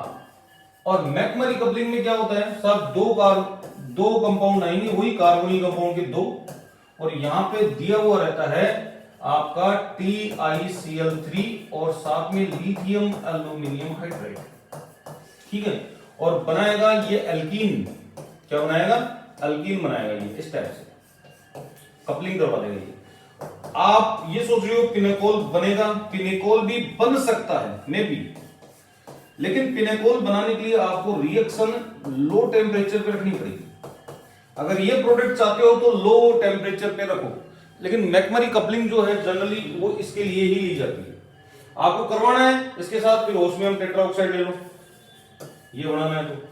वैसे नॉर्मली जो है होती है नॉर्मल टेम्परेचर पे ये प्रोडक्ट बनता है, कोई दिक्कत। अब इसकी मैकेनिज्म देखोगे, यू आर आल्सो सरप्राइज, ठीक है, नहीं है। आप ये सोचोगे लिथियम एल्यूमिनियम हाइड्राइड किस लिए है यहाँ पे, भैया लिथियम एल्यूमिनियम हाइड्राइड इस जो +3 ऑक्सीडेशन स्टेट में है, इसको किस में लेके जाएगा, टाइटेनियम 0 ऑक्सीडेशन स्टेट में लेके जाएगा, काय में लेके जाएगा, 0 ऑक्सीडेशन स्टेट में। तो वही इलेक्ट्रॉन जोड़ने ओढ़ने की प्रक्रिया होती है, और ये जो है आपका टाइटेनियम मेटल है, ठीक है, नहीं है। इससे एक का ऑक्सीजन और दूसरे का भी ऑक्सीजन जुड़ेगा, इसी प्रकार से होता है, ये रेडिकल बन गया यहाँ पे। सेम वही प्रोसेस है जो अपन ने ऊपर लिखी थी। उसके बाद रेडिकल कंबाइन होंगे, क्या होंगे, रेडिकल कंबाइन होंगे, तो रेडिकल जब कंबाइंड होंगे वो इसी प्रकार से होंगे भाई, देखो आराम से, ये रेडिकल कंबाइंड हो गए। उसके बाद क्या होगा, बिल्कुल ऑब्वियसली ये बॉन्ड टूटेगा, ये इधर, ठीक है नहीं है। तो जो टाइटेनियम ऑक्साइड है वो डबल बॉन्ड O के साथ आपका फ्री हो गया, और इधर आपकी क्या हो गई, ये वाली कपलिंग हो गई, डबल बॉन्ड हुई नहीं हुई, इसको बोलते हैं मैकमरी कपलिंग। ये भी जी करवा सकते हो आप, दूसरी रिएक्शन ही रेडिकल से हो रही है, ये भी रेडिकल की कपलिंग हो रही है यहाँ पे। थर्ड रिएक्शन कहलाती है आपकी एसाइलोएन रिएक्शन, एसाइलोएन रिएक्शन। एसाइलोएन रिएक्शन में क्या लेते हैं अपन, जनरली ये वाला लेते हैं अपन, एस्टर लेते हैं। क्या लेते हैं बेटा, एस्टर। और इसको सोडियम जाइलिन की प्रेजेंस में रिएक्ट करवाते हैं, करवा दिया। रिएक्ट करवाने से क्या बनेगा वो आपको देखना है, रिएक्ट करवाने से आपको क्या बनेगा वो आपको देखना है। तो मैं इसकी बजाय कोई साइक्लिक स्ट्रक्चर ले लेता हूं, बेस्ट है। साइक्लिक स्ट्रक्चर से अपन को समझ में, साइक्लिक क्या ऐसे इंट्रामोलिकुलरली लेता हूं मैं, तो उससे आपको थोड़ा समझ में आएगा। तो मैं इसको हटा रहा हूं, इसको हटा देता हूं मैं, ठीक है नहीं है, क्योंकि अपने पास क्या होता है, फालतू की रामायण में क्या मतलब, ये हो गया, कोई दिक्कत। ये सोडियम क्या करेगा, सोडियम पता है आपको, मैं प्रोडक्ट पहले ही बना देता हूं, आपका प्रोडक्ट ये बनेगा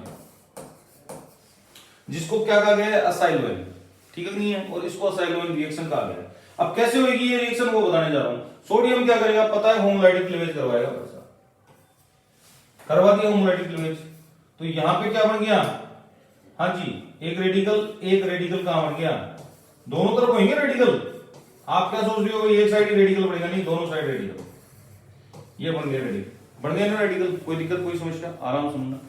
अब जो ये सोडियम है ये एक इलेक्ट्रॉन यहां देगा, एक इलेक्ट्रॉन यहां देगा, क्या होगा देखो आराम से, यहां पे नेगेटिव चार्ज आ गया भाई, और यहां का रेडिकल मेंटेन है भाई, क्या है, रेडिकल आपका मेंटेन है, चेक करो यहां पे नेगेटिव चार्ज आ गया, रेडिकल मेंटेन है, ठीक है भाई। अब रेडिकल क्या होंगे, कंबाइंड, कोई दिक्कत ही नहीं है, कंबाइंड करवाओ आप। बोले सर ये लो कंबाइंड करवा दिया आपने, कंबाइंड करवाते ही 4 मेंबर्ड स्ट्रक्चर बन जाएगी, यहां पे ऑक्सीजन पे नेगेटिव और OR, यहां पे OR और यहां पे ऑक्सीजन पे नेगेटिव। अब जब ऑक्सीजन पे नेगेटिव आता है तो ऑक्सीजन इसी फिराक में रहता है कि मेरे ऊपर नेगेटिव आए, और अगर कोई लिविंग ग्रुप है तो उसको मैं घूम के और बाहर निकालूं और थर्मोडायनेमिक स्टेबल कीटोन बनाऊं। तो देखो इधर ये इलेक्ट्रॉन यहां पे, ये बाहर, ये इलेक्ट्रॉन यहां पे, ये बाहर, 1,2 डाई कीटो बन गया। क्या बनाया बेटा, 1,2 डाई कीटो बन गया। लेकिन ये रिएक्शन यही नहीं रुकेगी, अभी आगे होएगी, क्या होएगी, आगे होएगी, वो करवानी है अपन को, क्योंकि वो प्रोडक्ट अपन को बनाना है, ठीक है भाई। तो अब क्या होगा, ये जो 1,2 डाई कीटो कंपाउंड है आपका, इसके पास फिर सोडियम आएगा, कौन आएगा, सोडियम, फिर सोडियम आएगा, होमोलाइटिक क्लीवेज करवाएगा, दोनों में क्या करवाएगा भाई, होमोलाइटिक क्लीवेज करवाएगा, करवाने दो। होमोलाइटिक क्लीवेज जब होंगे तो आपके 4 रेडिकल बन गए एक तरीके से, ये बन गए 4 रेडिकल, और ये रेडिकल आपस में जुड़कर क्या बना लेते हैं बेटा, डबल बॉन्ड बन गया भाई रेडिकल, कोई दिक्कत, रेडिकल बन गया, देखो डबल बॉन्ड। अब अपन को क्या करना है भाई, दो यार इनको हाइड्रोजन वगैरह दो, ठीक है नहीं है, हाइड्रोजन वगैरह दो, तो ये नेगेटिव चार्ज में कन्वर्ट हो जाएगा। जब सोडियम एक इलेक्ट्रॉन देगा, सोडियम एक इलेक्ट्रॉन इसको देगा, एक सोडियम एक इलेक्ट्रॉन इसको देगा, नेगेटिव चार्ज में कन्वर्ट हो जाएगा। अब प्रोटॉन दे दो आप, सॉरी डबल बॉन्ड गलत जगह लगा दिया मैंने, अब क्या दे दो आप, डबल बॉन्ड दे दो, दे दिया भाई डबल बॉन्ड, सॉरी H+ दे दो, H+ देते ही क्या होगा, प्रोटोनेशन यहां, प्रोटोनेशन यहां, देखो आराम से, ये देखो। अब ये क्या बन गई, डाइनोल फॉर्म में ही है, लेकिन एक ही रह सकती है, तो एक में टोटोमेरिज्म हो जाएगी, एक में टोटोमेरिज्म होगी आपकी, तो आपका क्या बनेगा, एसाइलोएन, करवा सकते हो भाई, बिल्कुल इजी सा फॉर्मेट है, बस थोड़ा सा ध्यान रखना कि असाइलोएन रिएक्शन किस प्रकार से होगी, ठीक है। ये बनेगा, कैसे बनेगा, पूरी मैकेनिज्म समझाइए, 4th रिएक्शन के ऊपर चलते हैं। फोर्थ रिएक्शन बहुत इंपॉर्टेंट रिएक्शन है, क्योंकि ये जनरली हर एग्जाम में पूछी जाती है, कोई भी लेवल हो चाहे, इसको थोड़ा ढंग से देखना। ये रिएक्शन कहलाती है आपकी, हाँ जी, फ्री रेडिकल एडिशन रिएक्शन। क्या कहलाती है? फ्री रेडिकल एडिशन रिएक्शन कहलाती है। इसका नाम कहीं है, ठीक है भाई, फ्री रेडिकल एडिशन रिएक्शन। इसको खैराश इफेक्ट भी कहा गया है। अब खराश क्यों कहा गया? क्योंकि इस खराश नामक वैज्ञानिक ने इसको डिस्कवर किया था, खराश इफेक्ट, खराश। इसको पेरोक्साइड इफेक्ट भी कहा गया है, पेरोक्साइड इफेक्ट भी कहा गया है, क्योंकि ये रिएक्शन पेरोक्साइड की प्रेजेंस में होती है। कोई दिक्कत? इसी रिएक्शन को कहा गया एंटी मार्कोनिकॉफ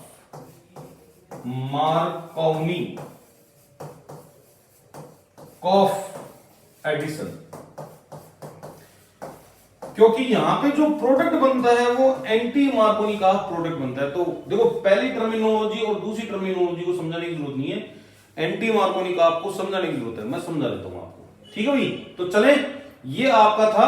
अब देखो इधर, आप नॉर्मली अपन क्या करते हैं, जैसे ये आपने लिया एल्कीन, और नॉर्मली H और Br को आप जोड़ते हो तो मार्कोनिकॉफ क्या बोलता है? मार्कोनिकॉफ ये बोलता है जो इलेक्ट्रोफिलिक पार्ट होता है रिएजेंट का। कौन सा? Electrophilic part. ये इलेक्ट्रोफिलिक पार्ट है और ये न्यूक्लियोफिलिक पार्ट। इलेक्ट्रोफिलिक पार्ट उस साइट को ज्वाइन करेगा, उस अनसैचुरेटेड साइट को ज्वाइन करेगा जिस पर हाइड्रोजन क्या हो? ज्यादा हो। ठीक है नहीं है? तो इस कंसेप्ट के हिसाब से क्या होगा भाई, आपका Br यहां लगेगा, बॉन्ड टूटकर, और H यहां लगेगा। ठीक है भाई, कोई दिक्कत? HBr का एडिशन हो गया, कोई दिक्कत? अब जब इसी रिएक्शन में हम HBr के साथ पेरोक्साइड ऐड करते हैं, ये सब ये पेरोक्साइड ऐड कर दिया, तो प्रोडक्ट नेचर चेंज हो जाती है। आपका H यहां जुड़ता है, Br यहां जुड़ता है, यानी कि ये जो प्रोडक्ट है वो MKR प्रोडक्ट है मार्कोनिकॉफ रूल के हिसाब से, और ये कहलाता है एंटी मार्कोनिकॉफ रूल के हिसाब से प्रोडक्ट। कोई दिक्कत? अब उल्टा क्यों हुआ ये तो तभी पता लगेगा जब मैकेनिज्म देखेंगे अपन। तो मार्कोनिकॉफ ने क्या कहा था भाई, इलेक्ट्रोफिलिक पार्ट वहां जाएगा जहां पे हाइड्रोजन ज्यादा है, उस अनसैचुरेटेड पार्ट पर जाएगा जहां पे हाइड्रोजन ज्यादा है। तो यहां पे हाइड्रोजन ज्यादा है इसलिए यहां चला गया। लेकिन मार्कोनिकॉफ रूल को अपन को यूज में नहीं लेना है। क्यों नहीं लेना है? ये रिएक्शन मैकेनिज्म करवाऊंगा तब पता लग जाएगा आपको। ठीक है नहीं है? चले भाई, तो अपन मैकेनिज्म देख रहे हैं। तो मैकेनिज्म से पहले मैं बता देता हूं कि आपको इस टाइप का एडिशन केवल 3 स्पीशीज में देखने को मिलेगा, जैसे HBr में पेरोक्साइड की प्रेजेंस में, जैसे क्लोरोफॉर्म में, जैसे कार्बन टेट्राक्लोराइड में। इन 3 में ही देखने को मिलेगा। ये इसी प्रकार से ब्रेक करवाने हैं आपको, ये ध्यान रखना। यानी कि जहां पे H जोड़ रहे हो वहां पे इसका H जोड़ना है, जहां पे Br जोड़ रहे हो वहां पे CCl3 जोड़ना है, बस आपको। बाकी का सारा काम क्या है, बिल्कुल इजी है, गोइंग फिट है। चले भाई, देखो मैकेनिज्म के ऊपर चलते हैं इसकी। तो मैकेनिज्म में 3 स्टेप्स होती हैं मैकेनिज्म की, किसी की भी रेडिकल मैकेनिज्म जब भी होगी 3 स्टेप्स में होती है। पहली स्टेप कहलाती है चेन इनिशिएशन या इनिशिएशन स्टेप। चेन मत बोलो, इनिशिएशन स्टेप, इनिशिएशन स्टेप। तो इनिशिएशन स्टेप में क्या होता है, रेडिकल जनरेट होता है। जो आपका पेरोक्साइड है वो क्या करेगा बेटा, होमोलाइटिक क्लीवेज करेगा और क्या बनाएगा, 2 एल्कोक्सी रेडिकल बना लेगा। क्या बना लेगा? 2 एल्कोक्सी रेडिकल बना लेगा। बना लिया 2 एल्कोक्सी रेडिकल, कोई दिक्कत? अब होगी चेन प्रोपेगेशन। चेन यूज में नहीं लेना है, अब अपन को यूज में लेना है कौन सा word, propagation step. Propagation step, propagation step. तो प्रोपेगेशन में ये क्या करेगा, रेडिकल आगे रेडिकल बनाएगा। तो देखो इधर HBr के पास जाता है, और ये चीज मैं बता चुका हूं आपको। क्या किया इसने, एब्स्ट्रैक्शन, खुद अल्कोहल पी के और लुढ़क गया और Br रेडिकल को छोड़ दिया साहब इसने मार्केट में। जाओ ऐसा करो। अब Br रेडिकल क्या करेगा, Br रेडिकल आगे जाएगा, क्योंकि ये अब रेडिकल इनिशिएटर बन चुका है। तो ये क्या करेगा, एल्कीन के पास जाएगा। गया एल्कीन के पास, एल्कीन इसको देखकर अपनी साइट को स्प्लिट करके होमोलाइटिक क्लीवेज कर लेती है ऐसे, और होमोलाइटिक क्लीवेज करने के बाद दो साइटें होती है इसके पास, किसके पास, बीआर रेडिकल के पास जुड़ने के लिए। अब ढंग से समझना भाई, ढंग से समझना, ये काम की स्टेप आ गई। अब कैसे जुड़ेगा वो आपको दिखाने जा रहा हूं मैं। ये वाली साइट है आपकी 1 डिग्री और ये वाली साइट है आपकी 2 डिग्री, कोई दिक्कत। ये है आपकी लेस स्टेबल, और आप बोल सकते हो मोर रिएक्टिव। क्या बोल सकते हो, मोर रिएक्टिव। ये आपकी है मोर स्टेबल कंपैरेटिवली, और लेस रिएक्टिव। तो बीआर किसके पास जाएगा भैया, मोर रिएक्टिव पहले रिएक्शन करेगी, तो बीआर रेडिकल चुपचाप जाके यहां पे जुड़ जाता है। जुड़ने दो, बोलने की जरूरत ही नहीं है किसी को, भाई जुड़ा नहीं जुड़ा, ये देखो क्लियर है, ये देखो आराम से, ये प्रोपेगेशन स्टेप है, ठीक है भाई, कोई दिक्कत कोई समस्या। अब इस प्रोपेगेशन स्टेप में एक स्टेप और है, अभी ये क्या बन गया, देखो आप गौर से बन गया, ये फिर HBr के पास जाएगा। एल्कीन के पास Br रेडिकल आया, रेडिकल आपने देखे 1 डिग्री 2 डिग्री, और साथ में ये देखा कि भैया मोर रिएक्टिव पर ये Br जुड़ गया। अब ये शिकायत करने तो जाएगा किसके पास जाएगा, HBr के पास जाएगा, और HBr को बोलेगा कि मेरे अंदर होमोलाइटिक क्लीवेज करवा दिया, मेरी एक साइड पे ऑक्यूपाई कर दिया, इसलिए मैं तेरा हाइड्रोजन एब्स्ट्रैक्ट करूंगा। हाइड्रोजन एब्स्ट्रैक्ट करेगा, हाइड्रोजन एब्स्ट्रैक्ट करते ही क्या प्रोडक्ट बनेगा बेटा, आप देखो ये वाला प्रोडक्ट बन जाएगा, ये बन गया, कोई दिक्कत। तो ये क्या था, आपका प्रोपेगेशन स्टेप था जिसमें आपका प्रोडक्ट बन चुका है। क्या हो चुका है बेटा, प्रोडक्ट बन चुका है। तो ये इस प्रकार से रिएक्शन होती है। अब एक स्टेप और रहती है इसमें, एक स्टेप और रहती है, वो अपन कर लेते हैं, ठीक है भाई। वो स्टेप है टर्मिनेशन स्टेप। कौन सी स्टेप है, टर्मिनेशन स्टेप। तो देखो टर्मिनेशन स्टेप में क्या होता है, टर्मिनेशन स्टेप में वो सारी रिएक्शन पॉसिबल हो सकती है जो रेडिकल की आपने पढ़ी है। जैसे टर्मिनेशन स्टेप में आप बोल सकते हो कॉम्बिनेशन हो सकता है, बिल्कुल हो सकता है, कॉम्बिनेशन हो सकता है, ठीक है। कॉम्बिनेशन अपन करवा रहे तो Br रेडिकल था, Br रेडिकल यहां पे कंबाइंड हो जाएगा, क्या बन जाएगा, ये भी बन सकता है। अगर कहीं पे आपको दिखे दो प्रोडक्ट तो आप दोनों को टिक करके आना, क्या दिक्कत होगी। और कॉम्बिनेशन न होकर तो ये स्टेप भी हो सकती है, ये स्टेप भी हो सकती है। आप चाहो तो इस स्टेप को भी टर्मिनेशन स्टेप में डाल सकते हो।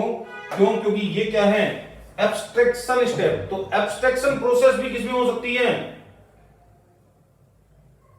टर्मिनेशन स्टेप में हो सकती है। तो ये दो प्रोसेस ऐसी हैं जो टर्मिनेशन स्टेप में होगी, ठीक है नहीं है। अब इसके अपन क्या देखेंगे, कुछ क्वेश्चंस देखेंगे, कुछ एग्जांपल्स देखेंगे, ताकि आपको ये कंसेप्ट और भी ढंग से समझ में आए। देखो इस रिएक्शंस के कुछ एग्जांपल्स यहां पे हैं, एक बार आप खुद करने की सोचो, इनको खुद करके देखो आप, फिर जब मैं इनके आंसर बताऊं तो आप लोग मैच करना कि भाई किस हिसाब से क्या है। तो 1 बाय 1 चलते हैं, देखो इधर आ जाए भाई, 1 बाय 1 आ जाओ। तो पहली रिएक्शन है, ज्यादा दिमाग नहीं लगाना है आपको, Br वहां लगाना है जहां पे लेस स्टेबल क्या बन रहा है, रेडिकल बन रहा है। बस ये ध्यान रखना, Br वहां लगना है जहां पे लेस स्टेबल रेडिकल बन रहा है। तो यहाँ पे 3 डिग्री हो गया आपका, ये यहाँ पे 2 डिग्री रहेगा, इसका मतलब Br कहां जाएगा आपका, Br आपका जाएगा यहाँ पे। कोई दिक्कत कोई समस्या, कर लोगे भाई, H वहां गया, इसमें कोई दिक्कत ही नहीं है। एक तरफ तो आप कहां क्या जोड़ोगे, CCl3 जोड़ोगे, एक तरफ Cl जोड़ोगे, ठीक है नहीं है। अब इसमें भी वही कहानी आएगी, ढंग से समझना इसको। रेडिकल बनाया अपन ने, साथ बनाते हैं रेडिकल, ये बना दिया रेडिकल, देखो एक रेडिकल ये बना, एक रेडिकल ये बना। अब एक चीज बताओ, इन दोनों में से कौन ज्यादा स्टेबल है, फर्स्ट वाला या सेकंड वाला? सेकंड वाला ज्यादा स्टेबल है। क्यों? Br का कैप्टोडेटिव इफेक्ट लगेगा। क्या लगेगा? कैप्टोडेटिव। इसका मतलब ये जो Br ग्रुप है, Br ये कहां जाएगा, ये यहां जाएगा दूसरे रेडिकल के ऊपर। तो आपका ये जो प्रोडक्ट है वो कुछ ये बन जाएगा, यानी कि आपके विस डाई हैलाइड प्राप्त होते हैं। इसमें क्या बनते हैं? विस डाई हैलाइड। कोई दिक्कत कोई समस्या, कर लोगे। इसका मैंने समझाया था आपको।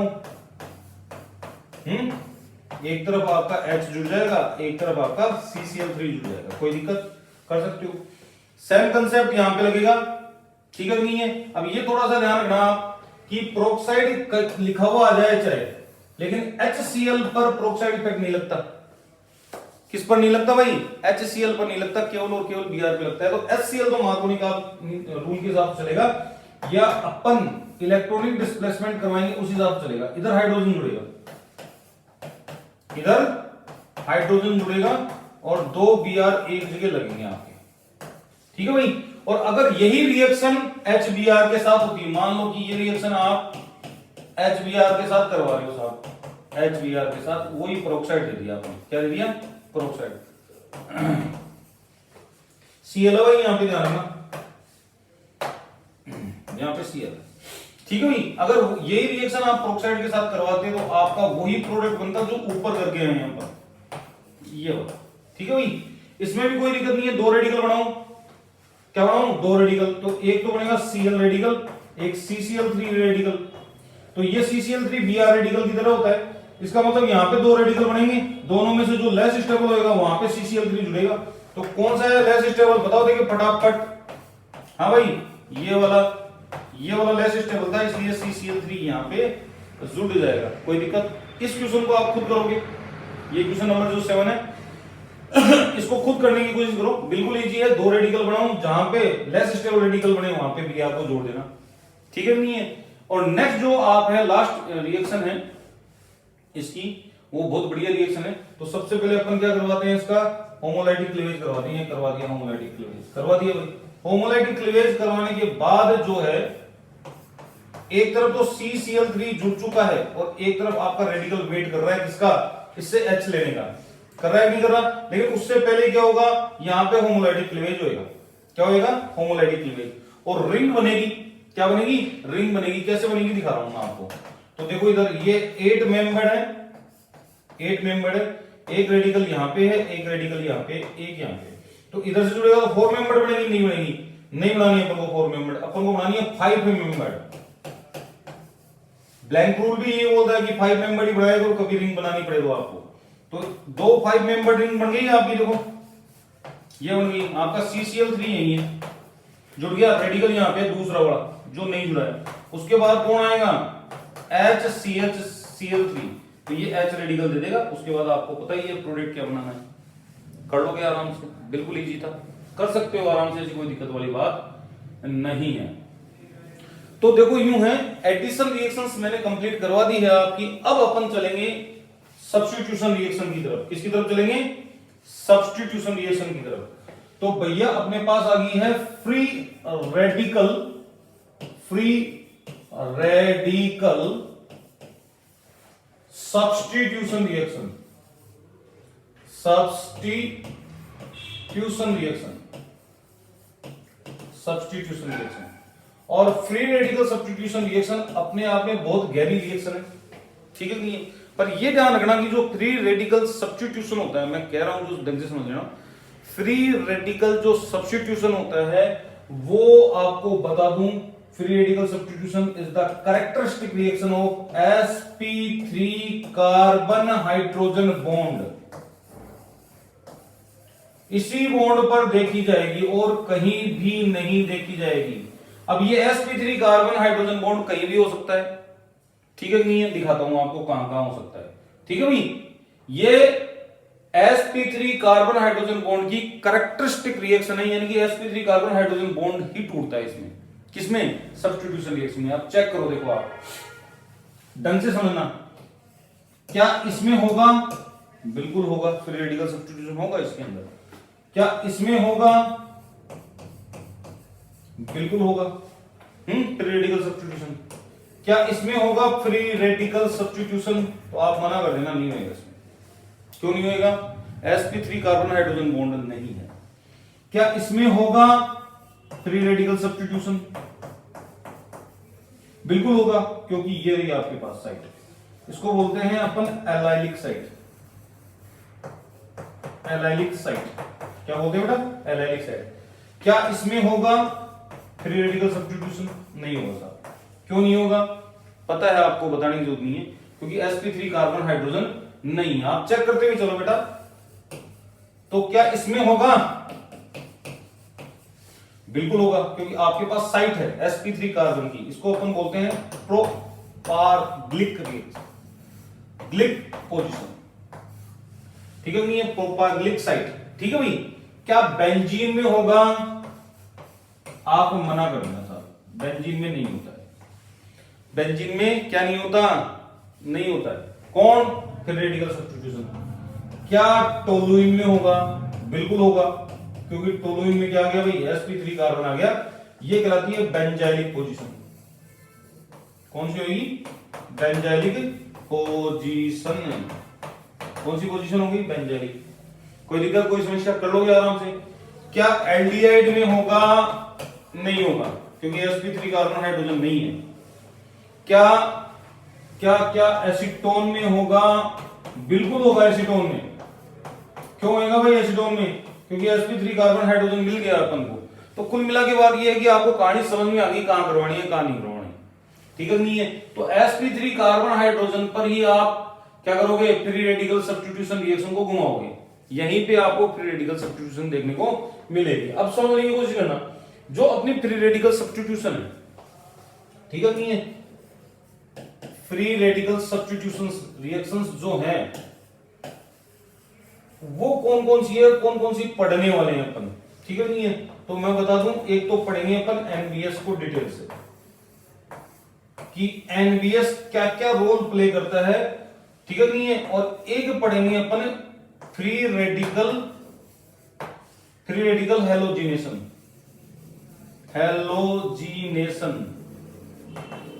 जो कंसेप्ट यहां लगेगा वही इसमें लगेगा फिर रेडिकल हैलोजिनेशन में। और तीसरी रिएक्शन अपन पढ़ेंगे हुन्स-डीकर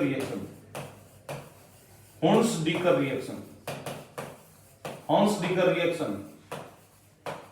और ये पढ़ते ही आपकी फ्री रेडिकल रिएक्शंस कंप्लीट हो जाएगी। जाते जाते मैं आपको बता के जाऊंगा, कुछ ऐसी फ्री रेडिकल रिएक्शंस होती हैं जो sp2 कार्बन पे भी होती है, वो भी अपन चर्चा करेंगे, ठीक है नहीं है? यही रिएक्शन सब्स्टिट्यूशन वाली sp2 कार्बन पे भी होगी, उनकी भी चर्चा करेंगे अपन। लेकिन free radical substitution reaction is the characteristic reaction of sp3 carbon hydrogen bond, ये दिमाग में रखना है आपको, ठीक है बेटा? स्टार्ट करें अपन।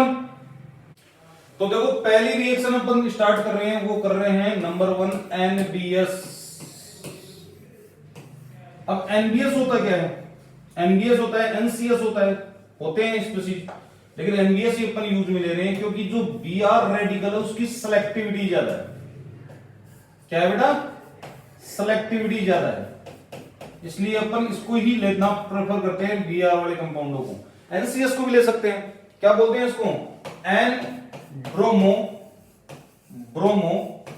सक्सिनिमाइड।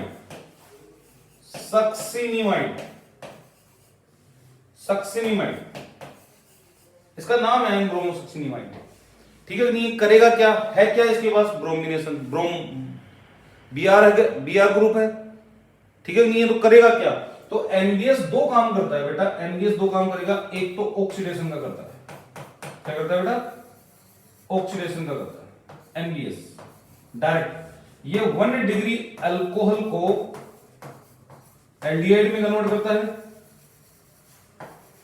और 2 डिग्री अल्कोहल को ये कीटोन में कन्वर्ट करता है। फर्दर ऑक्सीडेशन इसके बस की बात नहीं है, ठीक है नहीं है? दूसरा काम करता है ब्रोमिनेशन का,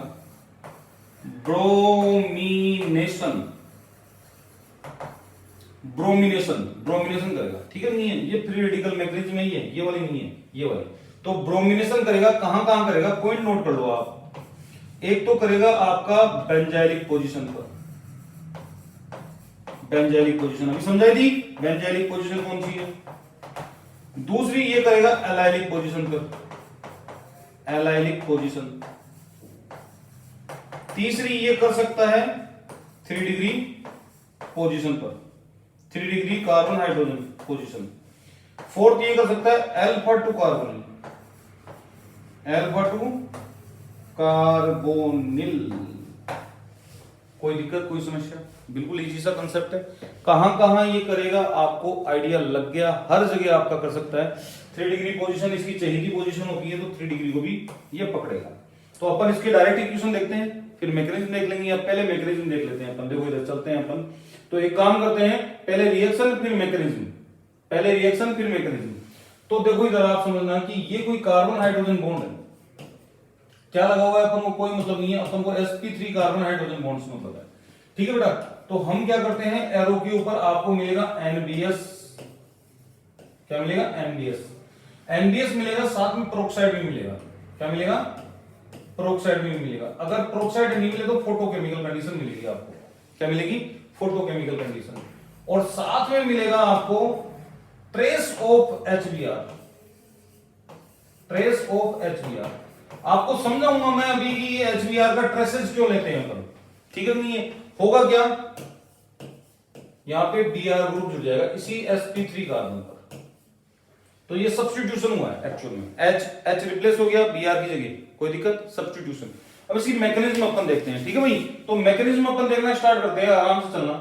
तो सबसे पहले मैं पेरोक्साइड वाले मैकेनिज्म बता रहा हूं आपको। तो एक्चुअल में होता क्या है, ये पेरोक्साइड जो है ये होमोलाइटिक क्लीवेज करवाएगा साहब खुद में, और क्या बनाएगा, एल्कोक्सी रेडिकल बना दिया।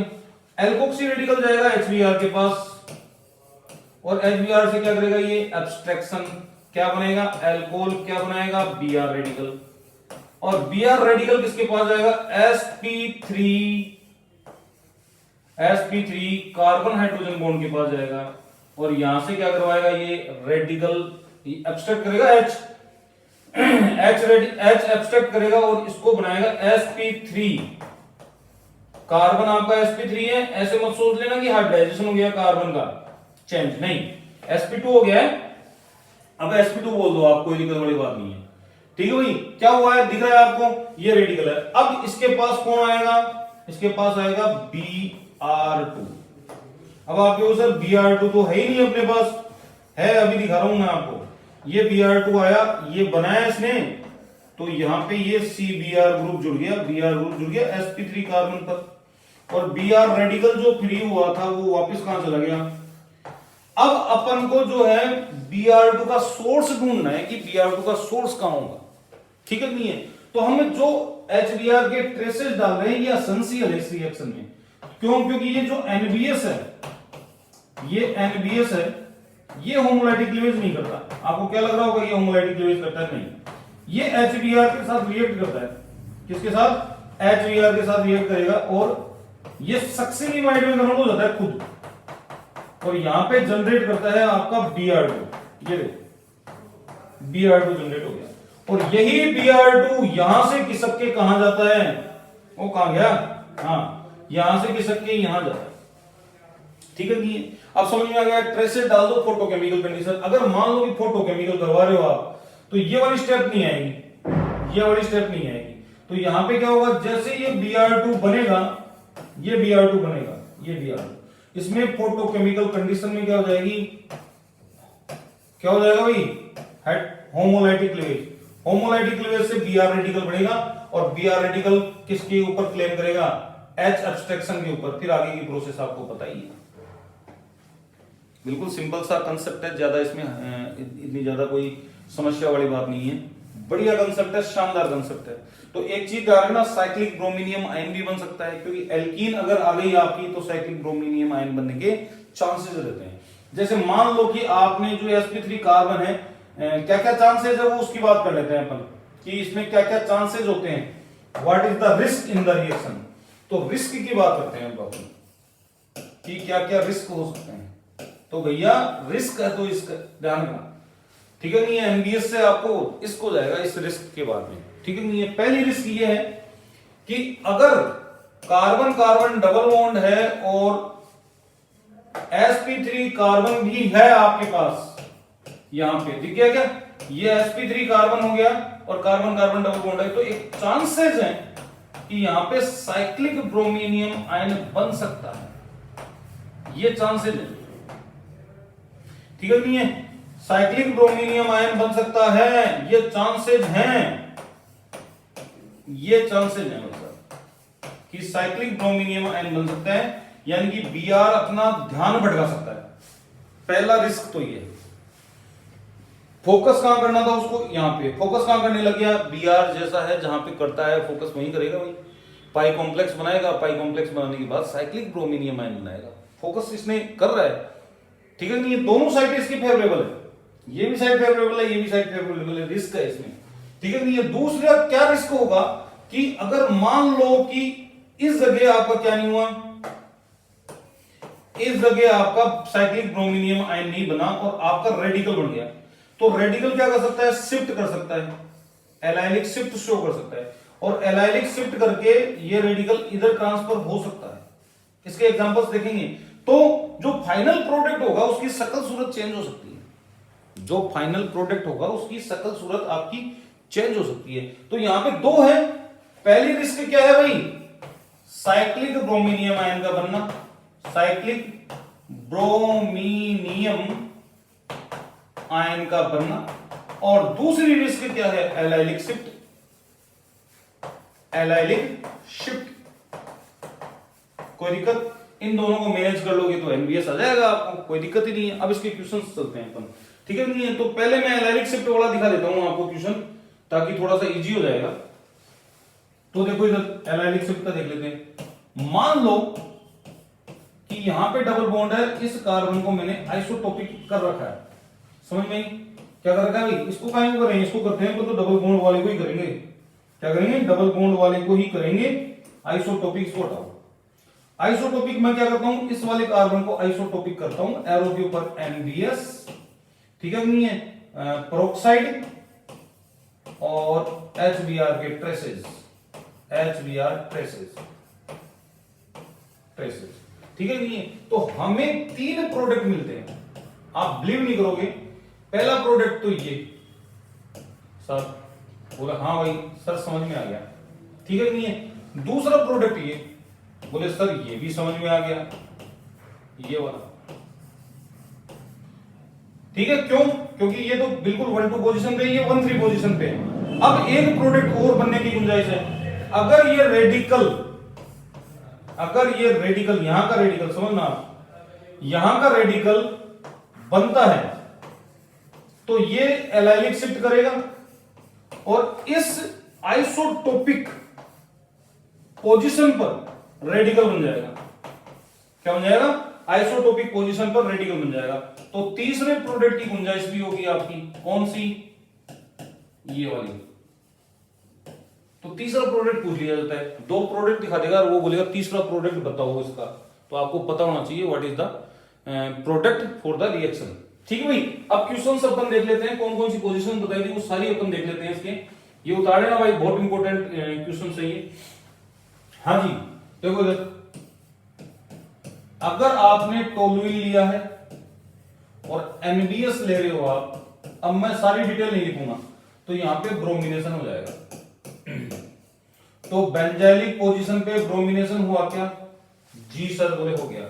और अगर आपने लिया है ये वाला, तो भी एनबीएस आप लेोगे फोटोकेमिकल कंडीशन में, तो बोले सर ब्रोमिनेशन हो सकता है, हो सकता है, दो प्रोडक्ट बनेंगे यहां।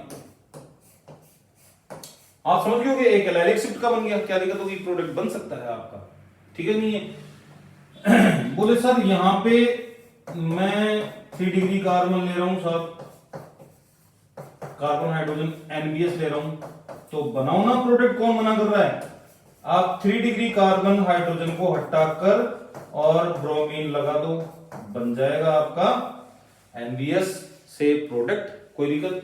अगर आप चाह रहे हो कि सर ये वाला भी अपन ले, ये वाला एनबीएस, तो बोले बन जाएगा, क्यों नहीं बनेगा, ये लो, ये भी यार हो गया ब्रोमिनेशन। तो ये 4 पोजीशंस मैंने बताई थी।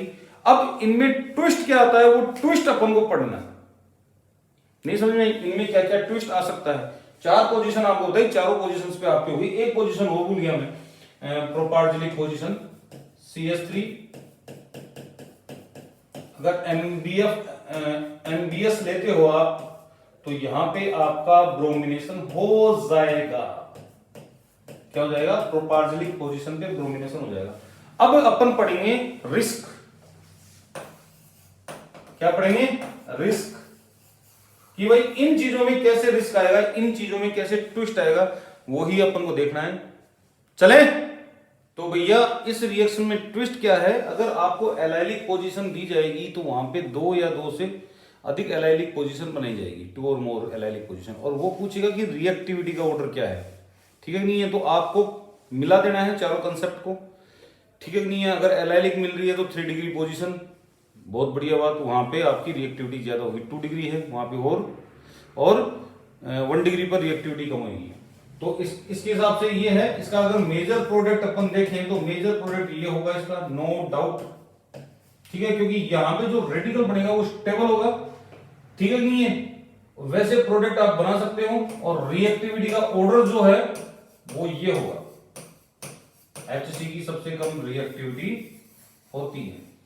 क्यों आएगी? क्योंकि वो न तो एलाइलिक है न बेंजाइलिक है, वो सीधा सीधा 2 डिग्री है। ठीक है नहीं है? अब वही बात, आप जो है, ये मैंने थोड़ा गलत लिख दिया है, इसको अपन सही करते हैं थोड़ा सा। देखो थोड़ा सा सही करना है मेरे को, हल्का सा सही करना है, हल्का सा सही करना है। ये देखो हल्का सा सही करते हैं, कैसे होगा भाई? इसको थोड़ा सा आगे किसका है मेरे को, ये किसका लिया आगे, किसका लिया, एक कार्बन डालना है इसमें, और ये डाल दिया अपन ने बीच में एक कार्बन। ठीक है, अब आपके पास आप देखोगे इधर, ये आपकी एलाइलिक पोजीशन है, लेकिन 1 डिग्री एलाइलिक है, और ये एलाइलिक है जो 3 डिग्री एलाइलिक है। ठीक है नहीं है? तो आपको पता है ब्रोमिनेशन कहां करवाना है, उधर ही करवाना है आप।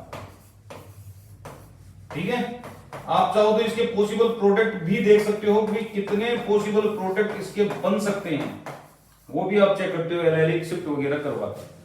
सेम जो कंसेप्ट आएगा वो यहां पे आएगा, इस वाले में, एनबीएस वाले में। ठीक है नहीं है? आपको पता है ब्रोमिनेशन कहां होगा, बिल्कुल यही होगा ब्रोमिनेशन, 3 डिग्री पोजीशन है।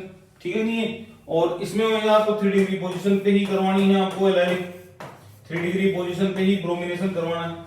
और अगर मान लो कि एलाइलिक और बेंजाइलिक दोनों पोजीशन मिले तो आप, सॉरी, एलाइलिक पोजीशन आपको मिल रही है, कहां है एलाइलिक पोजीशन, ये रही एलाइलिक पोजीशन, हाँ जी, ये रही एलाइलिक पोजीशन, ये प्रोपार्जिलिक पोजीशन। तो propargylic position is more reactive then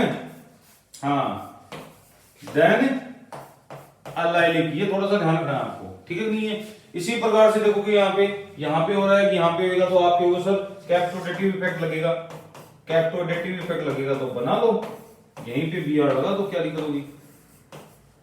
ठीक है भाई? और ये क्वेश्चन मैं आपके लिए छोड़ा जा रहा हूं, आपको इनकी रिएक्टिविटी का ऑर्डर डिटरमाइन करना है कि कौन एनबीएस के प्रति ज्यादा रिएक्टिव होगी। कोई दिक्कत, कोई समस्या, कर लोगे भाई इसको। ठीक है नहीं है? वैसे ऑर्डर लिखा हुआ है, ए सबसे ज्यादा, बी, फिर सी, फिर डी, फिर ई। ठीक है, चले भाई।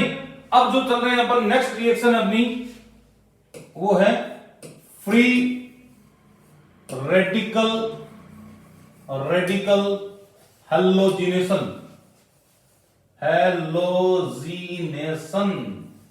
Free radical halogenation reaction, free radical substitution reaction का बहुत बढ़िया एग्जांपल है। जैसे एनबीएस करता है वैसे ही करता है। तो यहां पे क्या होता है बेटा, sp3 कार्बन चाहिए अपन को, और उस पर लगी हुई होनी चाहिए हाइड्रोजन, और H2 या तो थर्मल कंडीशन या कौन सी कंडीशन, फोटोकेमिकल कंडीशन, क्या होएगा, हाँ भाई, हैलोजन आ जाएगा किसकी जगह, हाइड्रोजन को हटकर, और HX बाहर। तो सब्स्टिट्यूशन हो गया सीधा सा, क्या हो गया, सब्स्टिट्यूशन रिएक्शन हो गई। कोई दिक्कत? देखो आप समझने की कोशिश करना, यहां पे 2 चीजें हैं। पहली है सबस्ट्रेट, तो सबस्ट्रेट की रिएक्टिविटी आपको पता होनी चाहिए, बेंजाइलिक सबसे ज्यादा होगा, बेंजाइलिक के बाद में एलाइलिक, एलाइलिक के बाद में 3 डिग्री, 3 डिग्री के बाद में 2 डिग्री, और उसके बाद में 1 डिग्री। एक तो ये चलेगा, एक ये है रिएजेंट। तो रिएजेंट की रिएक्टिविटी भी अपन बताते हैं कि F2 की रिएक्टिविटी बहुत ज्यादा होती है, Cl2 की उसके बाद, Br2 की उसके बाद, और I2 की उसके बाद। वैसे बेसिकली जो हम बात करते हैं बेटा, वो इन दोनों की ही की जाती है और किसी की नहीं की जाती। अपन जो बात करेंगे वो Br2Cl2 की जाएगी, कभी भी इन दोनों की नहीं की जाएगी। क्यों नहीं की जाएगी, मैं कारण बता रहा हूं यहाँ पे। ये देखो, इसका जो बॉन्ड टूटने के लिए जो एनर्जी चाहिए, बॉन्ड स्ट्रेंथ बहुत गजब की होती है, ज्यादा एनर्जी देनी पड़ेगी, और जब बॉन्ड बनाएगा तो रिलीज भी ज्यादा एनर्जी होगी, एनर्जी रिलीज ज्यादा होती है। तो ऐसी रिएक्शन एक्सप्लोसिव रिएक्शंस होती हैं, एक्सप्लोसिवनेस आ जाती है रिएक्शन में, ठीक है नहीं है। और जब ये होएगा तो आप सोचो एक बार, RHI2 आप ले रहे हो फोटोकेमिकल कंडीशन में, तो क्या बनेगा, RI और HI, और HI तो हेलोजेंस का वैसे ही दुश्मन पड़ा है, तो ये क्या करेगा, इसको रिड्यूस करके इसमें कन्वर्ट कर देगा, रिएक्शन में रिवर्सिबिलिटी की टेंडेंसी आएगी। तो ऐसी रिएक्शन काहे को करवानी है अपन को जिसमें प्रोडक्ट ही नहीं बन रहा, समझ में आई। तो बोले सर ये कमियां दूर नहीं की जा सकती हैं, जैसे इस रिएक्शन को आप डाइल्यूट F2 सॉल्यूशन लो, डाइल्यूट F2 सॉल्यूशन लो, और इनर्ट मीडियम लो, हालांकि इनर्ट मीडियम ले रहे हैं अपन, लेकिन आप डाइल्यूट सॉल्यूशन लो, वेरी डाइल्यूट सॉल्यूशन लो, तो आपका क्लोरीनेशन पॉसिबल है, ठीक है नहीं है, कोई दिक्कत। और इसका कैसे करोगे, बोले सर ऐसी स्पीशीज मिला दो जो HI को किसमें कन्वर्ट कर दे, I2 में, यानी कि HI को हटा दे। तो HI को हटाएंगे अपन, तो ऐसी रिएक्शन जो है ऑक्सीडाइजिंग एजेंट्स की प्रेजेंस में होती है। ऐसी रिएक्शन किसकी प्रेजेंस में होती है, ऑक्सीडाइजिंग एजेंट की। ऑक्सीडाइजिंग एजेंट क्या करेगा, HI को I2 में कन्वर्ट कर देगा, HI को I2 में कन्वर्ट कर देगा, just like HNO3 iodic acid वगैरह। ये क्या करते हैं, इसको किसमें कन्वर्ट कर देते हैं, I2 में, तो रिवर्सिबिलिटी खत्म हो जाती है। लेकिन करवाना गाएंगे अपन को इन दोनों के हिसाब से चलना है। तो भैया आपको पता लगा कि रिएक्टिविटी का ऑर्डर क्या आया है, रिएक्टिविटी का ऑर्डर आपने कहा कि सर Cl2 की रिएक्टिविटी Br2 से ज्यादा है, और Br2 किस चीज के लिए फेमस है, सेलेक्टिविटी के लिए। तो सेलेक्टिविटी रिएक्टिविटी का ऑर्डर होती है, सेलेक्टिविटी रिएक्टिविटी का रेसिप्रोकल होती है। तो Br2 की सेलेक्टिविटी Cl2 से ज्यादा होती है। ये थोड़ा सा ध्यान रखना, सेलेक्टिविटी और रिएक्टिविटी का क्वेश्चन आ सकता है। अब ये सेलेक्टिविटी और रिएक्टिविटी का क्या मतलब है, क्यों अपन पढ़ रहे हैं, समझ में आई। तो अपन ये देख लेते हैं भाई क्यों अपन पढ़ रहे हैं। देखो समझना, मैं आपको क्लियर कर देता हूं, आगे समझाऊं उससे पहले। Cl2 जो है क्या करता है, डिपेंड कर, Cl2 जो प्रोडक्ट बनाएगा तो नंबर ऑफ हाइड्रोजन्स को चेक करेगा, ये नंबर ऑफ हाइड्रोजन्स को चेक करेगा। जहां पे नंबर ऑफ हाइड्रोजन्स ज्यादा होंगे वहां का मेजर प्रोडक्ट बनाएगा ये, ठीक है नहीं है। और जो Br2 है, Br2 स्टेबिलिटी के ऊपर चलता है, स्टेबिलिटी के ऊपर चलता है कि जहां का रेडिकल सबसे ज्यादा स्टेबल होगा वो प्रोडक्ट बनाएगा। क्लियर है, ये थोड़ा ध्यान रखना इन दोनों का, इसलिए आपको मेजर माइनर करने में दिक्कत नहीं आएगी, ठीक है नहीं है। चले भाई, तो देखो इधर एक रिएक्शन है, आप समझने की कोशिश करना। ये रिएक्शन है, इस रिएक्शन को अपन दोनों के साथ प्रोसीड करवा रहे हैं, Cl2 के साथ भी करवा रहे हैं और Br2 के साथ भी करवा रहे हैं, ठीक है भाई, दोनों के साथ प्रोसीड करवा दी। आपके दो प्रोडक्ट बनेंगे साहब, बन गए दो प्रोडक्ट, एक तो ये बना और एक ये बना। इसी प्रकार दो प्रोडक्ट यहां बन सकते हैं नीचे वाले केस में,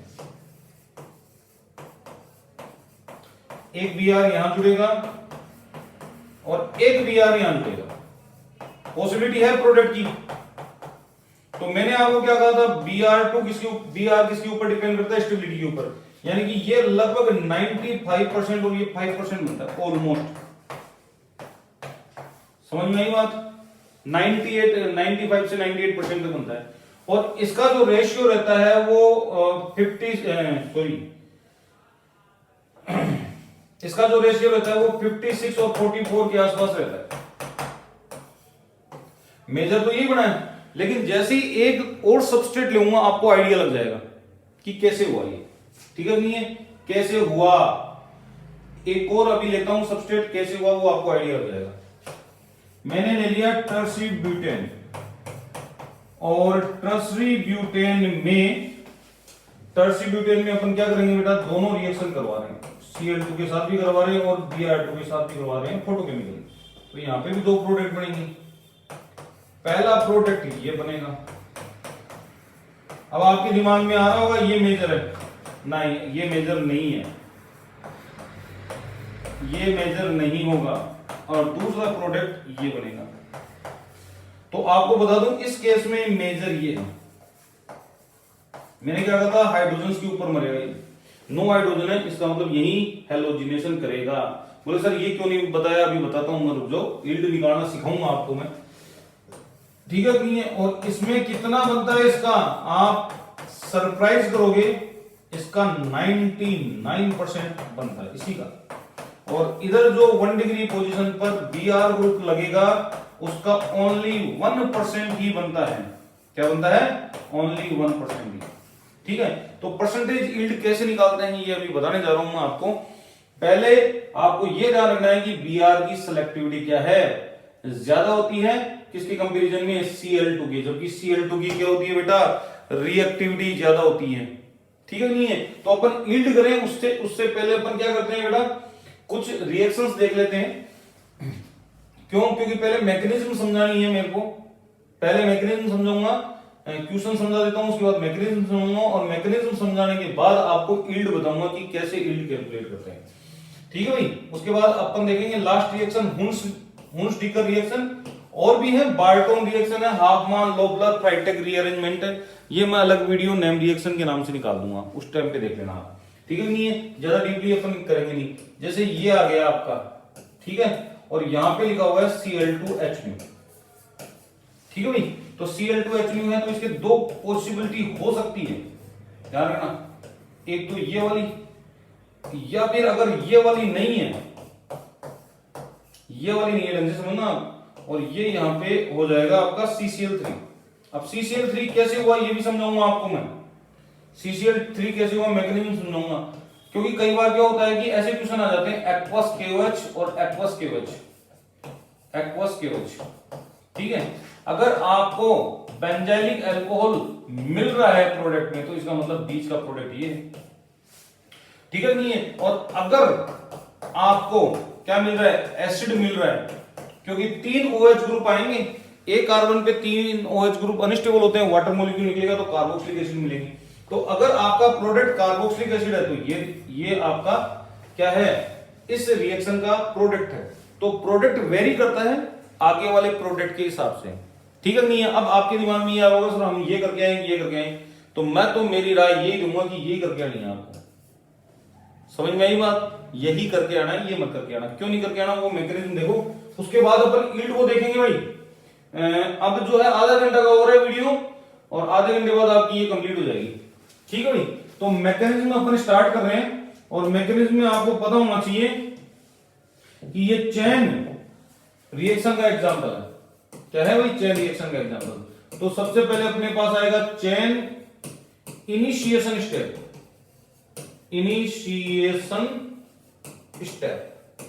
चेन इनिशिएशन स्टेप। और जैसे चेन इनिशिएशन स्टेप लगाऊंगा तो आपका मान लो कि ये X2 था, ये क्या होगा, फोटोकेमिकल कंडीशन में होमोलाइटिकली क्लीव्ड हो जाए, तो ये तो चेन इनिशिएट हो गई। और देखो एंडोथर्मिक है, क्या है भाई, एंडोथर्मिक रिएक्शन एब्जॉर्ब करेगा, ठीक है नहीं है, हीट एब्जॉर्ब करेगा। दूसरा है चेन प्रोपेगेशन, चेन, इसको ढंग से देखना, प्रोपेगेशन स्टेप।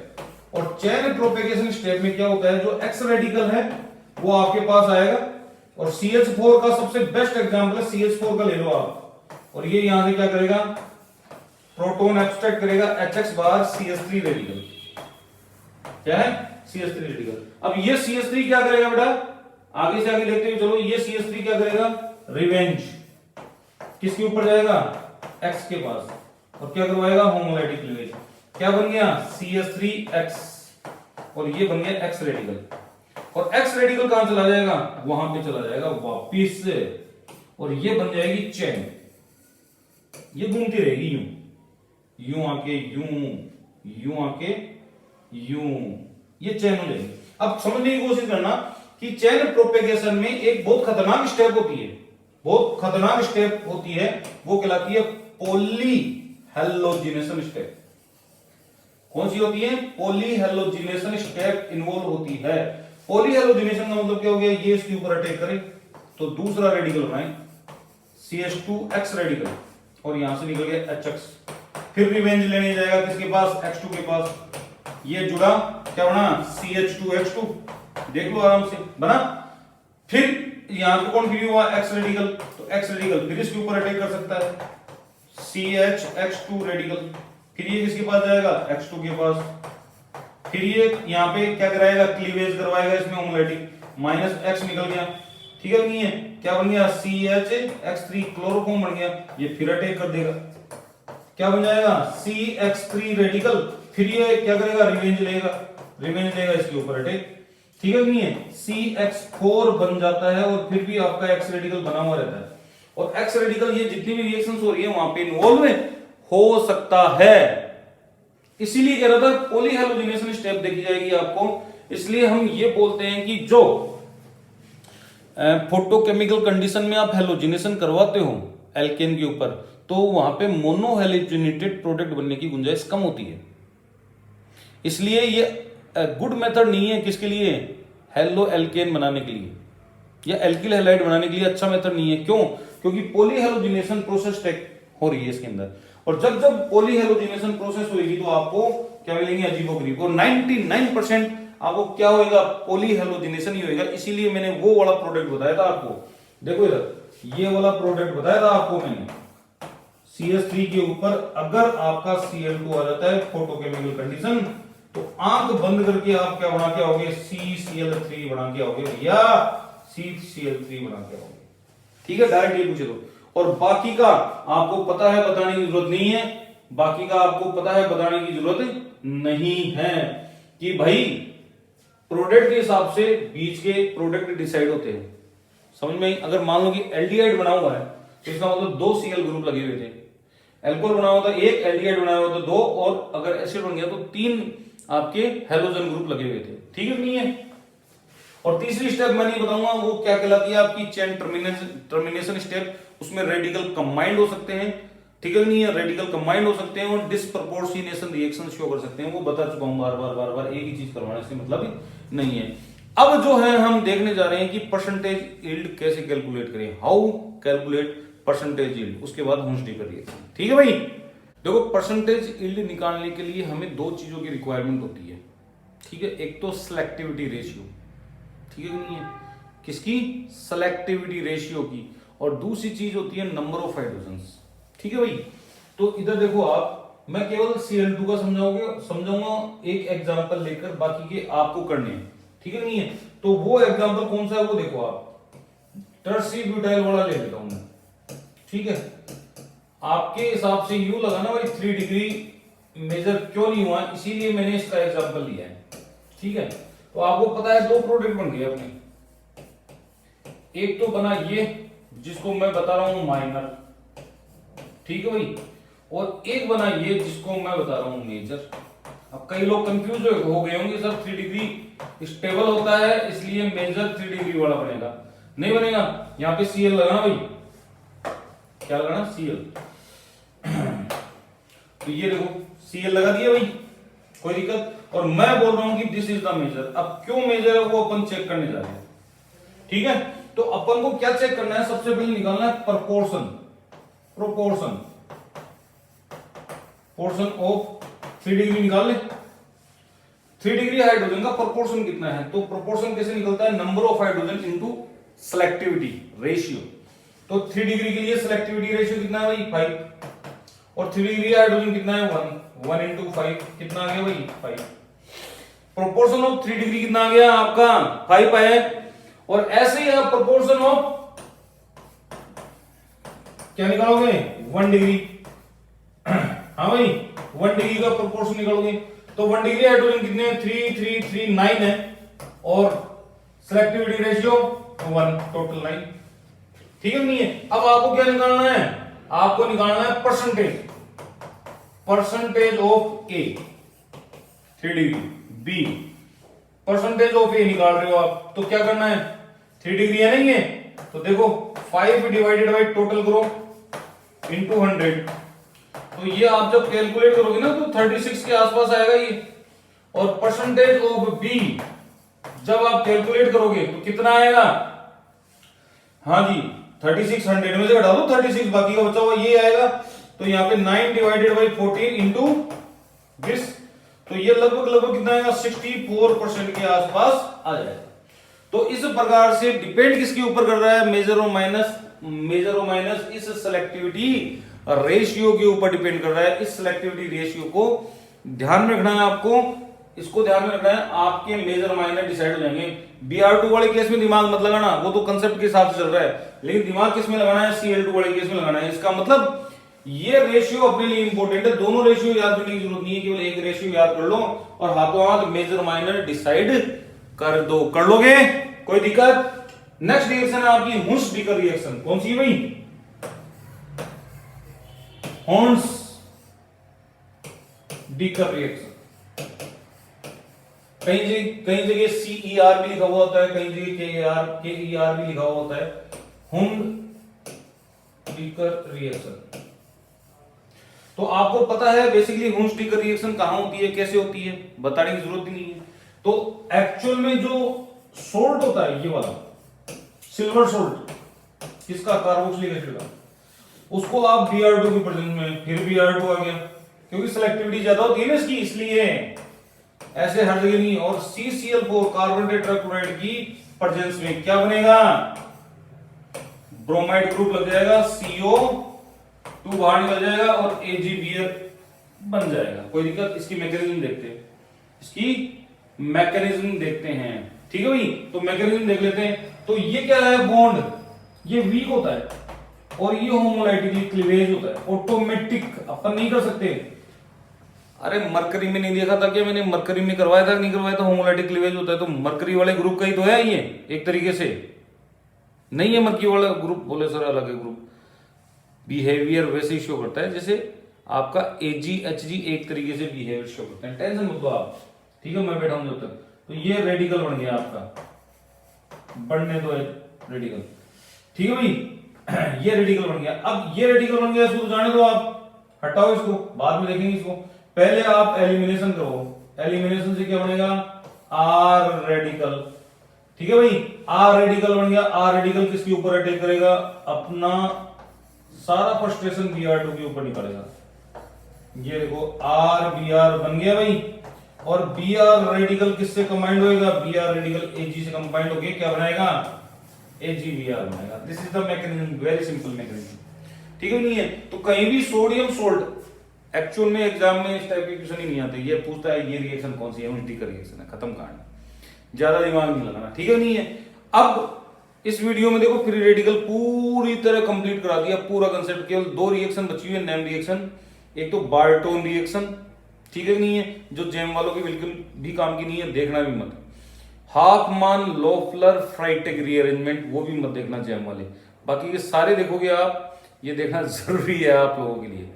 समझ में आई बात क्या कह रहा हूं मैं? और उसके बाद फ्री रेडिकल का पूरा कंसेप्ट आपके मुट्ठी में होगा। देखना यार, बहुत लंबा हो गया है वीडियो ये। और दूसरी चीज ध्यान रखना, मैंने रिड्यूसिंग एजेंट बता दी हैं आपको। क्या बता दिए हैं? रिड्यूसिंग एजेंट बता दिए हैं, क्लियर है? और रिड्यूसिंग एजेंट कौन कौन से बताए मैंने? एक रिड्यूसिंग एजेंट बता दिए जो फ्री रेडिकल मैकेनिज्म के ऊपर चलता है। कौन सा? Tri n butyl tin hydride. अब थोड़ी सी हल्की सी चर्चा अपन कर लेते हैं, हालांकि इसको डिटेल से पढ़ूंगा मैं। हल्की सी चर्चा अपन कर लेते हैं 3 नेम रिएक्शंस के ऊपर। कितनी नेम रिएक्शंस के ऊपर? 3 या 4 नेम रिएक्शन है। देखो कौन कौन सी है वो। डायजोनियम सोल्ट की रिएक्शन है ये। कौन सी है? डायजोनियम सोल्ट की रिएक्शन। अरे ये फ्री रेडिकल मैकेनिज्म से होती है। ये डायजोनियम सोल्ट है, एरोमेटिक स्टेबल है। अगर इसकी रिएक्शन HBF4 से करवाई जाती है, 2 मॉलिक्यूल HBF4 से, तो यहाँ पे फ्लोरोबेंजीन मिलती है। बोल्ज-शीमान रिएक्शन कहते हैं इसको। क्या बोलते हैं? बोल्ज-शीमान रिएक्शन, ठीक है भाई। ये नाम याद रखना, फ्री रेडिकल मैकेनिज्म से होती है। दूसरी रिएक्शन है कॉपर पाउडर, गाटर पाउडर। ध्यान रखना, ऐसे याद रखते हैं अपन। यहाँ पे KCl आएगा या CuCl भी आ सकता है, सॉरी KCl आएगा आपका या KBr आएगा। तो आप ये ध्यान रखना कि यहाँ पे या तो Cl जुड़ेगा, जो आएगा उस हिसाब से देख लेना आप, या तो यहाँ पे Cl जुड़ेगा या फिर क्या जुड़ेगा बेटा, Br जुड़ेगा। और इस रिएक्शन को अपन बोलते हैं गाटर गाटर गाटर गाटर पाउडर गाटर पाउडर गाटर मान रिएक्शन। फ्री रेडिकल मैकेनिज्म से होती है ये, ठीक है नहीं है। और एक रिएक्शन और है आपकी, वो है CuBr डायरेक्ट आ जाए या CuCN आ जाए या CuCl आ जाए, डायरेक्ट आए तो ये रिएक्शन कहलाएगी आपकी सैंडमेयर, ठीक है नहीं है। तो मैं एक्स लगा के काम चला देता हूं, एक्स लगा के काम चला देता हूं, आप लगा लेना सैंडमेयर रिएक्शन। और एक रिएक्शन और होती है, एक रिएक्शन और होती है कि बेंजीन आ जाए, बेंजीन आ जाए। तो बेंजीन जब आती है तो बाइफिनाइल बनता है, क्या बनता है बेटा, बाइफिनाइल बनेगा, क्या बनेगा, बाइफिनाइल। और इस रिएक्शन को कहा जाता है गोमबर्ग रिएक्शन। ये जितनी भी रिएक्शन करवाई है सारी की सारी फ्री रेडिकल मैकेनिज्म से होती है, क्या होती है, फ्री रेडिकल मैकेनिज्म से होती है। बाकी की इसकी जो रिएक्शन है डिटेल से मैं ARSN1 में समझाऊंगा, किसमें समझाऊंगा, ARSN1 में। लेकिन वहां पे मैं आयनिक मैकेनिज्म यूज में लूंगा, लेकिन एक्चुअल में ये किससे होती हैं, रेडिकल मैकेनिज्म से, ठीक है भाई। इस वीडियो में इतना ही है, मिलता हूं नेक्स्ट वीडियो में, तब तक के लिए नमस्कार, जय हिंद, बाय बाय।